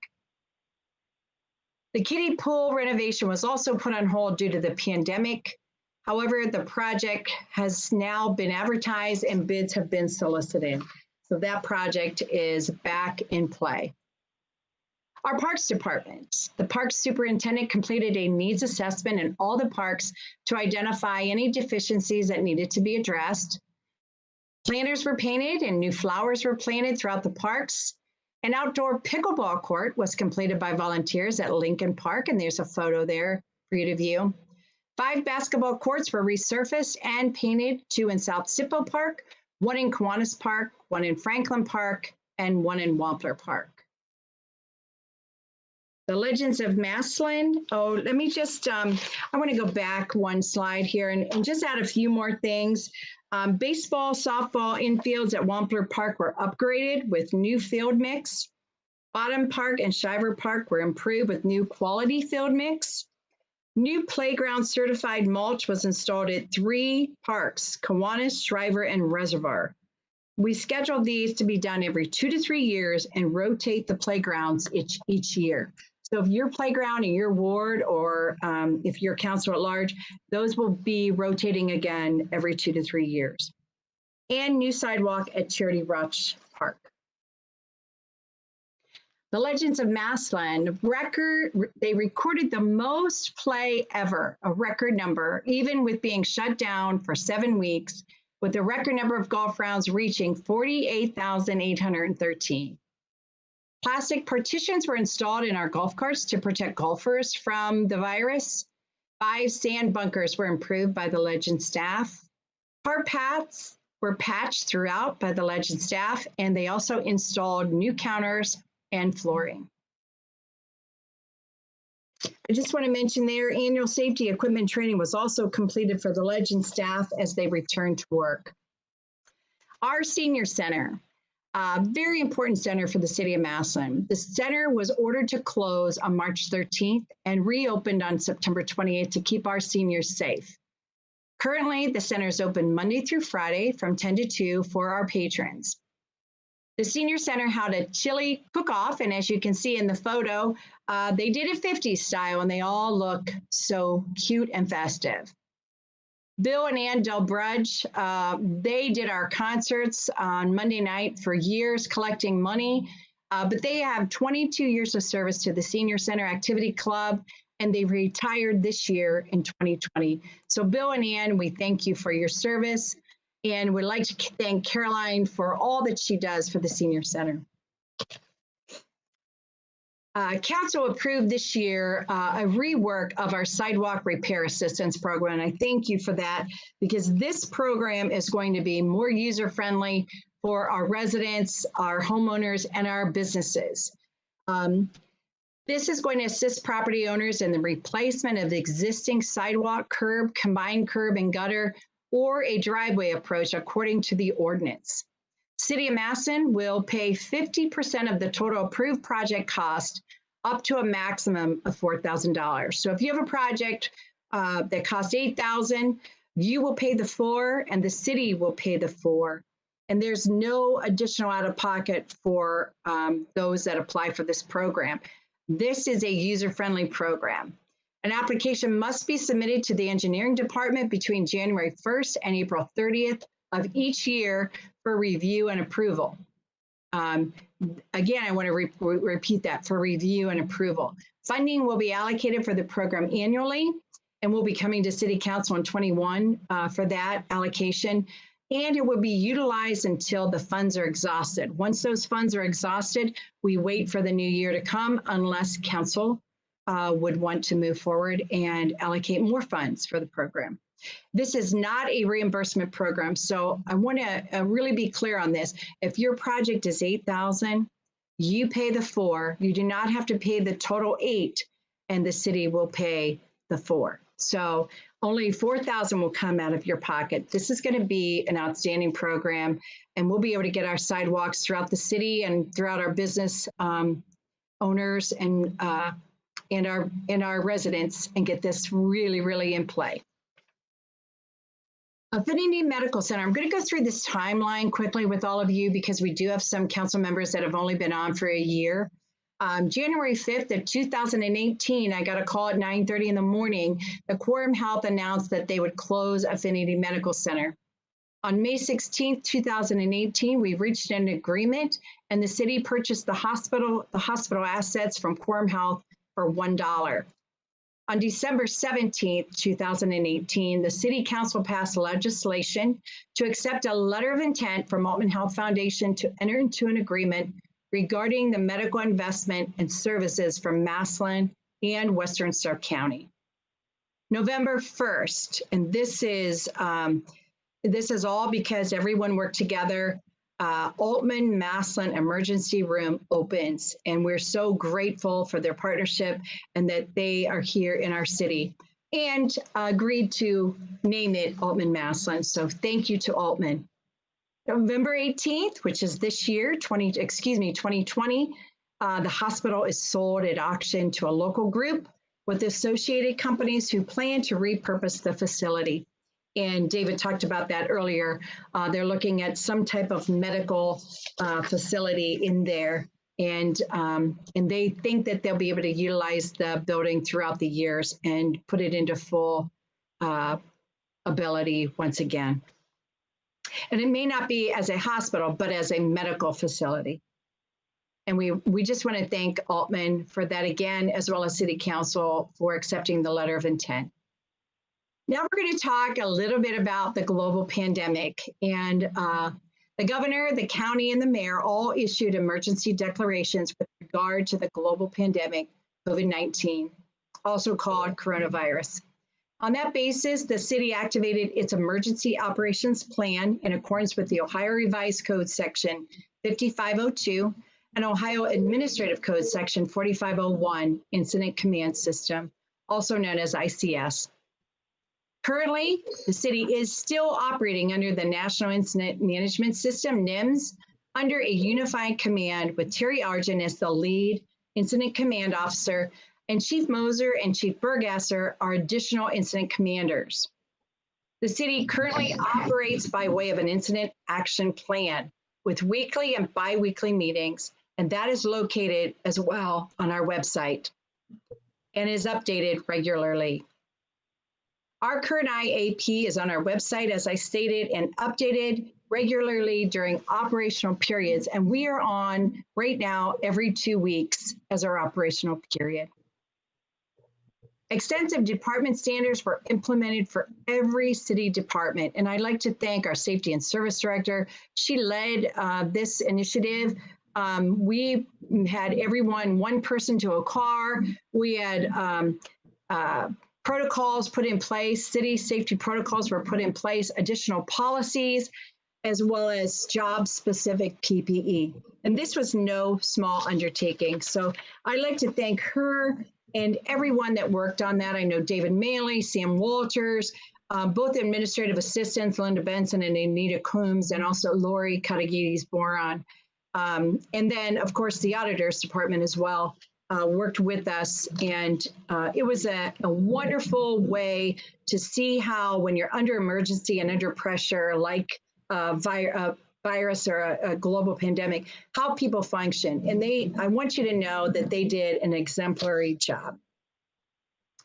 All city personnel face many serious challenges for the health and safety of city employees, our city residents during this global pandemic. The members of the ICS are providing all of the additional PPE equipment and support to address COVID-19 in accordance with the CDC guidelines. Our local health department, OSHA, and PERB.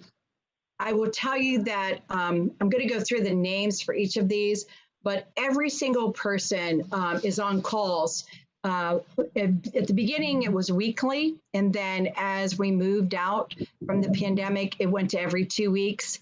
And then now, as I said earlier, it's still every 2 weeks that we gather. And there's at least 5 phone calls throughout the week that we are on. I'd like to thank Assistant Chief Matt Heck. He oversaw the operations section chief. Chief Burgasser, he was our planning section chief. David Maley, logistics section chief. And Lori Katagides-Boron, she did the finance section chief. Barb Sylvester was our safety officer and still is. Sam Walters, our liaison officer. Myself as a public information officer. Linda Benson was a planning officer, as well as Anita Coombs. Just an exemplary job. We're going to stay in the state of emergency until we get this virus under control. But as I said, vaccines are being given now to our frontliners. And we'll be hopefully moving these out to the residents in the next several weeks. And I would like to just also say Audrey Sylvester has done an outstanding job. And she is the one coordinating all the vaccinations. So if you have concerns or questions, please reach out to our health department. Our Massillon Levee Erosion Repair Project, we were awarded by the federal government $22.5 million. And that is to stabilize the geometry of the channel and the levee template by arresting erosional and related processes leading to loss of terrace soil and embankment material. And all of that, in a nutshell, I'll just tell you, is that the bank is eroding, and the FEMA and the Army Corps of Engineers have decided they're coming in, mostly the Army Corps of Engineers, and they're going to, you can see the before and after pictures, they're going to stabilize our levee. They're going to treat 11,500 linear feet. 7,500 of that is on the east side, and 4,000 of that is on the west side. They're also going to work with the stone berm with keys, tiebacks, and filter material. And with this, they're going to improve the flow of the river to minimize the erosion. And that's the whole gist of that, is we have to minimize the erosion and secure the bank. And this is going to be completed by 2022. So you're going to see them work on it. They've already started, but you'll see them work on it all through 21. And I think the project date to be completed is around August of 2022. Next, we're going to talk about our marketing, innovation, and social media. We still have the Nixle, and that is a great, what do I want to call it? It's a great avenue to get urgent information out to our public. So if we close a road, if there's an accident, we can let our public know right away. And I'm going to repeat it again because it's so important that we get more people to sign up, because we then can communicate more to our residents, our business owners.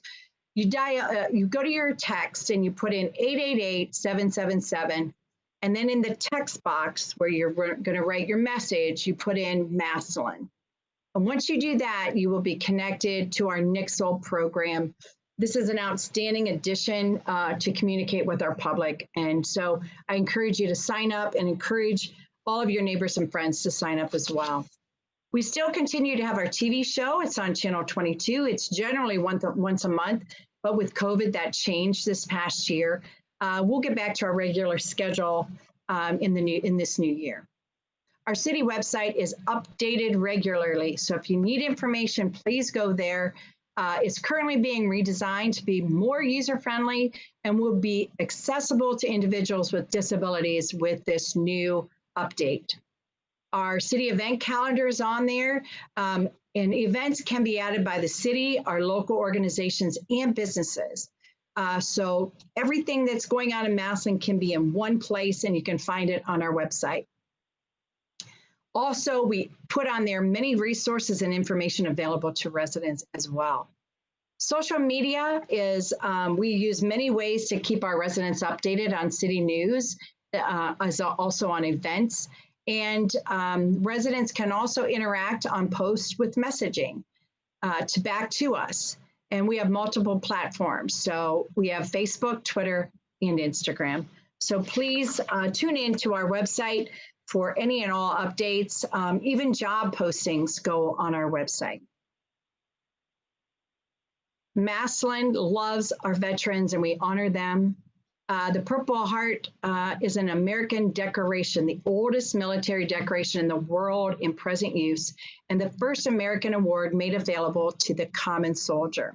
It was initially created as the badge of military merit by one of the world's most famed and best loved heroes, General George Washington. And Massillon became a Purple Heart city on August 7th of 2014. We also had a Blue Star dedication on July 26th of 2015, and a Gold Star Memorial dedication on September 25th of 2016. And we hosted the Flags of Honor July 15th of 2015 and July 21st of 2017. And we really wanted to host it in 2020, but due to the pandemic, it was not possible. But again, thank you to all our veterans for your service and all you do to protect the freedom of all of us. Here's a picture of our downtown streetscape, and this is an actual photo of downtown by one of our merchants. It shows the character of our downtown, and it invites everyone to join in on the fun. Isn't that just a beautiful picture of our downtown? Next, I'm going to go to the Imagine Phase 2, and our downtown was Imagine Phase 1. We're at Imagine Phase 2 now, and this is the Imagine Phase 2 Duncan Plaza, and we broke ground on September 3rd, 2020, and we are 50% to our completion and on target for a spring opening. And these are just pictures. The one bottom picture is of the stage that's being poured. Then you can see the seat wall. Just really, really exciting. And we'll be able to hold all of our concerts Monday night and Thursdays. And to our community and to our council members and council at large and our president, we will be able to rent this out for parties and to our community. And so this is going to be another great small revenue stream, but a great place for all to congregate. as well as you're going to see our kickoff rally downtown on the new plaza as well. And we're going to be working on our series of concerts for 2021. And so we're going to have a great lineup for everyone. And as I promised, 2021, our City of Champions Independence Day will even be bigger and better since we missed it last year. Here are additional pictures, a little more close up. And here you'll see the rain gardens being formed as well as the wall seats. And the wall seats are going to be made so that skateboarders cannot go on them. They're not going to be able to skateboard on this. And, you know, we are looking in the future to do a skateboard park. It's not on the agenda for 2020, but it is something that we have our eye on for our future.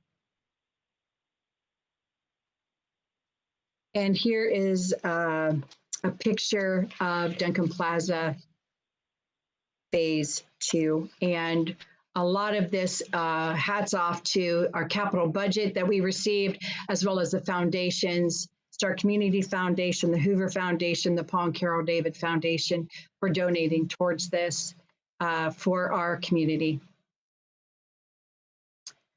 Jake Roberson Memorial Splash Park. We brought this to you a few years ago. We've so far had about $101,000 in the bank for this project.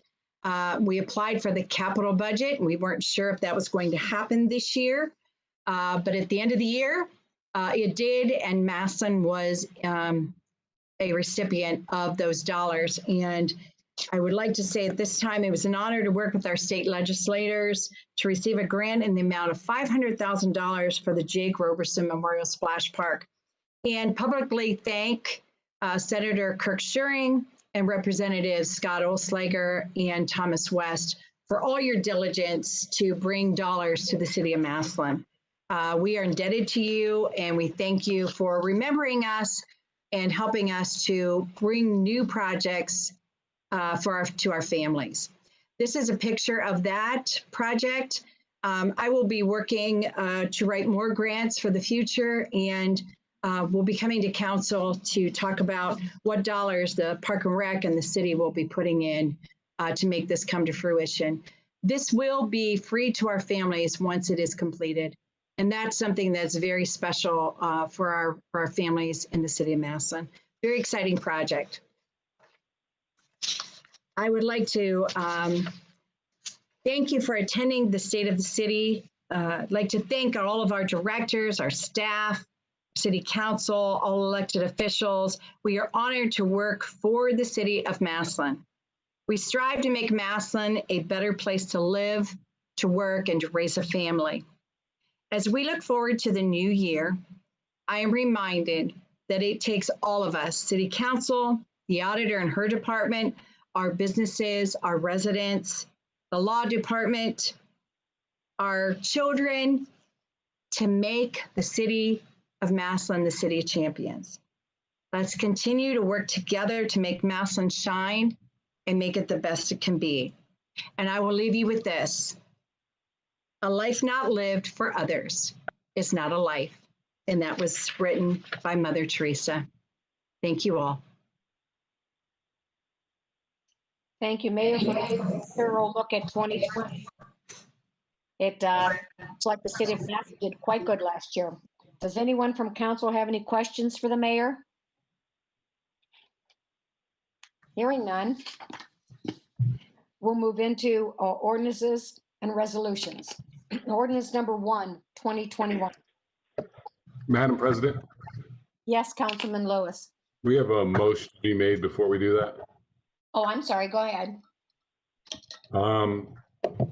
Due to the complications of not being able to have the meeting last week, the work session, we've done this before, but I make a motion that we suspend rule number 25.1 and proceed with tonight's agenda as distributed. Seconded by Councilman Lombardi. Roll call. Greg, Yes. Hearn Kane, Yes. Lewis, Yes. Littman, Yes. Lombardi, Yes. Starrett, Yes. Barrett, Yes. and Creamer. Yes. 8 yes to pass Rule 25.1. Thank you. Again, Mayor, thank you very much. That really was a very lovely presentation.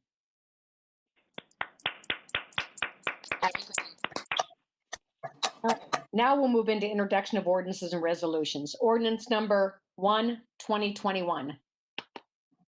An ordinance amending Section 2D, Occupation List of Class Titles, 920, Golf Course Department of Ordinance Number 127, 1997, by repealing Section 2D, Occupation List of Class Titles, 920, Golf Course Department, and enacting a new Section 2D, Occupation List of Class Titles, 920, Golf Course Department in the City of Massillon, Ohio, and declaring an emergency. Councilman Gregg. Thank you, Madam President. Before we proceed, I just want to, if Mr. Pedro is still on, just want to clarify and make sure there's no confusion. This piece is regarding the changing the classification so that we can, or I should say the Parks and Recreation Department can upgrade their minimum wage for the lower classification employee. Mr. Pedro, can you confirm that? Yeah, is this the one we talked about in the work session? I apologize. I believe this is not the one we talked about just tonight, was in a previous work session. Yeah, we need to upgrade our labor one line to accommodate the minimum wage, the new increase in minimum wage. Councilman Gregg? Yes. Excuse me, this is the ordinance to change the grounds superintendent from unclassified to supervisory classified. Okay, so it is what we just discussed this evening in the work session. Correct. Okay. All right, so are there any further questions regarding this? Mr. Gregg, this is Ms. Littman. I have a question. Go ahead. I would just like to confirm that it is legal to change a classification retroactive back to 2018. I'm wondering if the law director or Mr. Bartos may make a comment in that regard. Mr. Bartos? Yes, can you hear me? Yes. Okay. Well, I talked to the law director earlier today. I guess he was involved with some discussions, excuse me, regarding this matter earlier in the week or in last month. From my understanding, this individual was paid already since his hire date, according to the understanding that he was a supervisor, and this is simply an item that is, through no fault of his own, he was paid that. He was hired under the understanding that he was a supervisory position, and through no fault of his own, it was good faith, and through no fault of his own, there was simply a clerical or administrative snafu, if you will, where the position was not updated in the classification plan to reflect the fact that it was a supervisory position. So even if the change were not made retroactive, I don't believe we could simply, the argument being then if we didn't make it retroactive, then what would the outcome of that be? So I think what everybody here is trying to do is the right thing and the good, because everybody here acted in good faith. The individual was hired 2 years ago to act as a supervisor. He has acted in that capacity. He's been paid accordingly, and this is simply cleaning up a administrative a matter that was not dealt with at the time in our personnel, I guess, our personnel ordinance and it's a matter of record keeping. So I believe Mr. Pedro or the auditor might be able to explain that better as far as what happened at the time. But as far as I see things, I don't see an issue with the way that this is being handled right now, because I don't see another way to handle it at this point. So. Excuse me, this is Jane Ferrero. And what happened, he was hired long before 2018. However, he was not hired in a supervisory position. In 2018, when they put raises through, when city employees got 2% raises, he was given a raise on the supervisory level. And so he's been paid since 2018 on a supervisory level. Now, in order for us to make it right, we had to go back to that 2018 and change the grid. Otherwise, he would owe us money, which would amount to about $2,000 a year that he would have to pay us back. And after talking to Mr. Pedro, he did not want to do that. And so there is where the whole problem lied.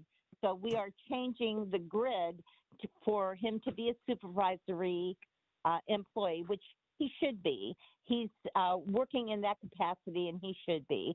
So that is the reason it's backdated to the 2018. Councilman Barrett.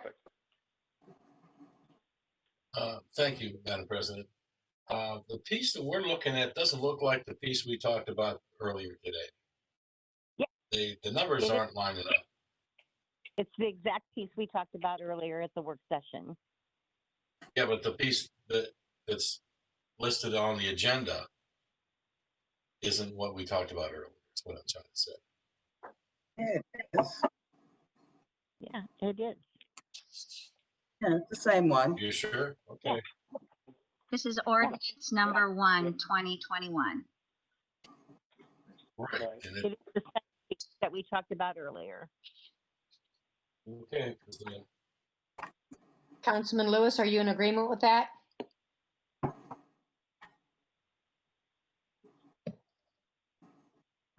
I mean, it looks like it to me. It looks like this is a standard change of classification form that we get.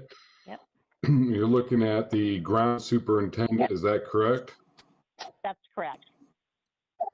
And according to the Exhibit A, the ground superintendent now receives the SUUN classification, or the 14S to 16S, which is what we use for supervisors. So according to the exhibit provided, it reflects that. Okay, Mr. Barrett. Yep. Okay. Thank you. Okay, any other questions or concerns? Okay, back to you, Mr. Councilman Gray. Thank you, Madam President. Since this is just simply an administrative correction, and it does have emergency language, I don't see any reason not to proceed. So I make a motion that we waive the rule requiring 3 readings and bring this legislation forward for a vote. Seconded by? Ern Kane. Roll call for suspension. Ern Kane. Lewis. Yes. Littman. Yes. Lombardi. Starrett. Yes. Barrett. Yes. Creamer. Yes. Greg. Yes. 8 yes for suspension. And for passage. Lewis. Yes. Littman. Lombardi. Starrett. Yes. Barrett. Yes. Creamer. Yes. Craig. Yes. And Ern Kane. Yes. 8 yes for passage. Thank you, Madam Clerk. Ordinance number 1, 2021 has passed. Ordinance number 2, 2021. An ordinance authorizing the Massillon Recreation Center to offer all full-time Massillon School employees with Massillon City School Health Care a 50% discount on a single 2-year membership to the Massillon Recreation Center effective January 1st, 2021, and declaring an emergency. Councilman Lewis. First reading. Thank you. Ordinance number 2, 2021 has received first reading. Ordinance number 3, 2021. An ordinance reducing the appropriations in the 1217 local coronavirus relief fund for the year ending December 31st, 2020, and declaring an emergency. Councilman Lewis. Yes, this is the reduction in appropriation by 41 cents as explained by the auditor. We were given two different numbers from the county. We appropriated one number when the check actually came. It was 41 cents shy of the number that we were provided and appropriated, so we're just doing a correction. Are there any questions or discussion this evening? Seeing none, I make a motion, we suspend the rules requiring 3 readings, bringing ordinance number 3-2021 forward for a vote. Seconded by Councilwoman Starrett. roll call for suspension. Littman, Yes. Lombardi, Yes. Starrett, Yes. Barrett, Yes. Kramer, Yes. Gregg, Yes. Kane, Yes. Yes. and Lewis. Yes. 8 yes for suspension. And for passage. Lombardi, Yes. Starrett, Yes. Barrett, Yes. Kramer, Yes. Gregg, Yes. Kane, Yes. Lewis, Yes. and Littman. Yes. 8 yes for passage. Thank you, Madam Clerk. Ordinance number 3, 2021 has passed. We're at number 8 on the agenda, unfinished business. Councilman Lewis, I presume since we had 10 minutes left from the earlier meeting that you don't need any specific time to continue anything here? I'm not aware of any unless another council person has something. Anyone? Okay, moving along. Petitions, general communications, I don't see any. Do we have any bills, accounts, or claims? Yes, we have a bill in the amount of $716.20 payable to the repository for the publication of our October ordinances. We have a bill to Massillon Cable in the amount of $113 for our monthly fiber Ethernet service, and a bill in the amount of $2,109.40 to Walter H. Drain Company for our 2020 codified ordinances, for a total amount of $2,939.60. Councilman Lewis, I make a motion to pay the bills. seconded by, Councilman roll Gregg. call. Starrett, Yes. Barrett, Yes. Kramer, Yes. Gregg, Yes. Kane, Yes. Lewis, Yes. Littman, Yes. and Lombardi. Yes. 8 yes to pay the bills. Thank you. The clerk will pay the bills and charge them to their proper accounts. Reports from city officials. Seeing none. Reports of committees. Our next work session will be Monday, January 11th, 2021 at 6:30 p.m. Does anyone have anything else to add there? Okay.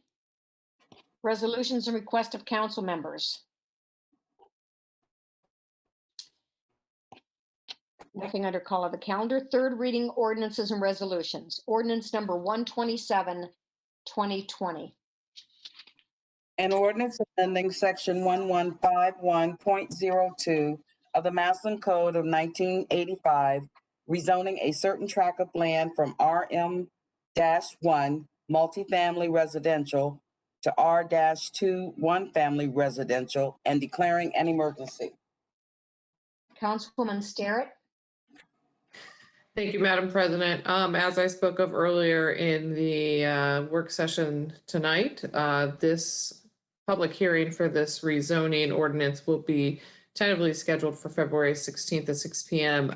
So at this time, I would be making a motion to table ordinance number 127-2020 until the regular meeting on February 16th, 2021.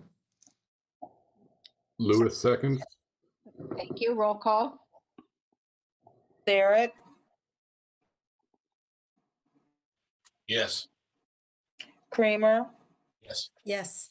Craig, Yes. Kane, Yes. Lewis, Yes.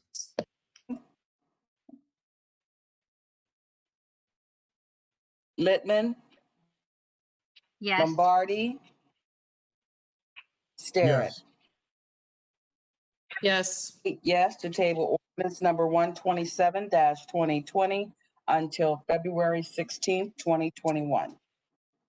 Thank you, Madam Clerk. Ordinance number 127-2020 has been tabled until February 16th of 21. Second reading ordinances and resolutions. Ordinance number 136-2020. An ordinance amending section 1151.02 of the Massillon Code of 1985, rezoning certain tracts of land from R1, one family residential, to B-1, local business, and declaring an emergency. Councilwoman Starrett. Thank you, Madam President. Second reading. Thank you. Ordinance number 136-2020 has received second reading. Ordinance number 138-2020. An ordinance to accept the replat and dedication of road right-of-way on Marion Avenue, Southeast Massillon, Ohio. Councilman Barrett. Thank you, Madam President.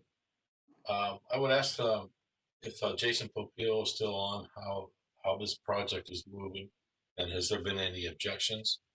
Do we need a planning commission approval for this? Oh, this is the Marion. I thought we already had planning commission approval. Is this Marion and Glenwood? So this is the Habitat for Humanity consolidation. Yeah, the roadway. This one's a road right away for Marion Southeast. Well, There's two different ones. Yes, then no progress has been made yet, but it's already been approved by planning. Oh, and there's no reason for us to delay it. It's all, everything's rolling, and we should just go ahead and put this up for vote tonight. Any questions from council?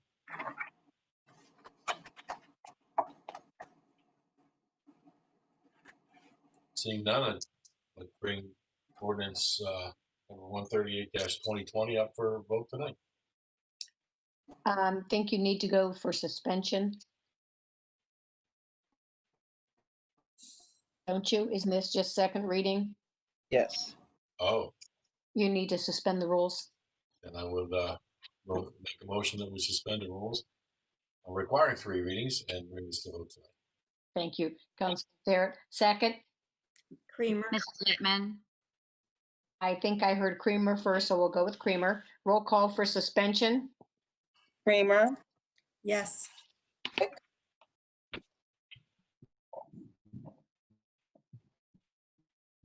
Gregg, Yes. Hearn Kane, Yes. Lewis, Yes. Littman, Yes. Lombardi, Yes. Starrett, Yes. and Barrett. Yes. 8 yes for suspension. And for passage. Gregg, Yes. Hearn Kane, Yes. Lewis, Yes. Littman, Yes. Lombardi, Yes. Starrett, Yes. Barrett, Yes. and Creamer. Yes. 8 yes for passage. Thank you, Madam Clerk. Ordinance number 138-2020 has passed. Ordinance number 139-2020. An ordinance to accept the replat and dedication of road right-of-way on Marion Avenue, Southeast Massillon, Ohio. Councilman Barrett. Thank you, Madam President.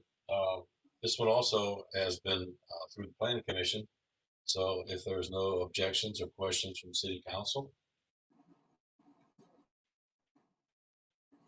then I would like to make a motion to waive the rule requiring 3 readings and move ordinance number 139-2020 up for vote tonight. Seconded by? Littman. Thank you. Roll call for suspension. Hearn Kane, Yes.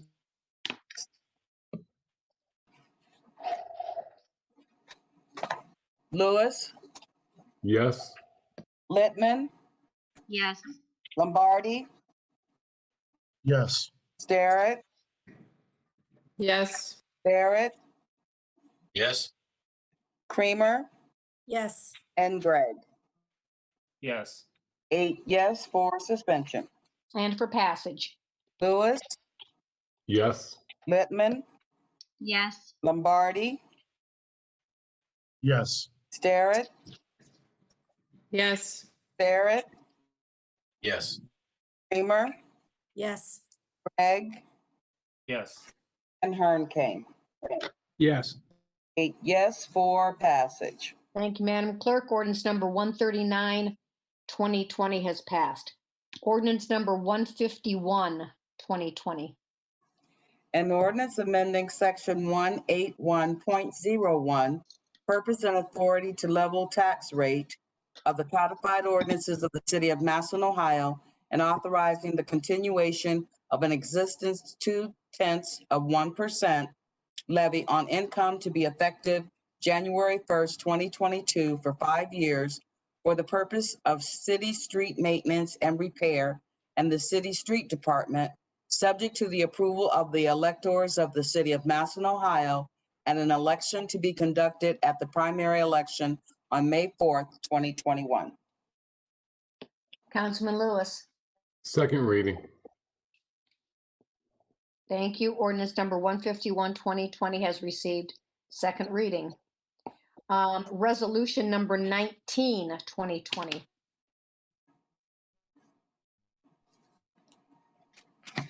A resolution directing the Stark County Board of Elections to conduct an election at the primary election on May 4th, 2021, for the purpose of providing the electors of the City of Massillon, Ohio, with the opportunity to approve or disapprove an ordinance providing for the continuation of an existing 0.2% levy on income to be effective January 1st, 2022 for 5 years for the purpose of city street maintenance and repair and the city street department and declaring an emergency. Councilman Lewis. Second reading. Thank you. Ordinance number resolution number 19, 2020 has received second reading. I would just like to ask a question here before we move into 17. I see that the Wales projects began today and they're cutting down the trees. Has anyone been up and down Wales? Okay, I had a question from a constituent. Is the intersection of Wales and Hills and Dales going to be just the intersection, or is it going to be a roundabout? Does anyone have an answer to that? There's no roundabout plan with this project. Thank you very much. Okay, we're at number 17, where anyone can talk about any matter that did not appear on tonight's agenda. If you'd like to do so, please state your name, address, and topic you wish to discuss, and please limit your comments to 3 minutes.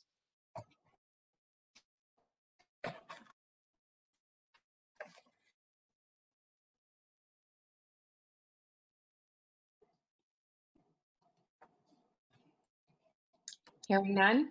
Councilman Barrett? Couldn't hear you. Now I'd like to make a motion that we adjourn. Seconded by? Littman.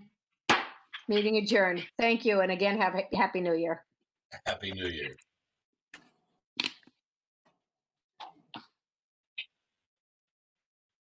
Diane, are you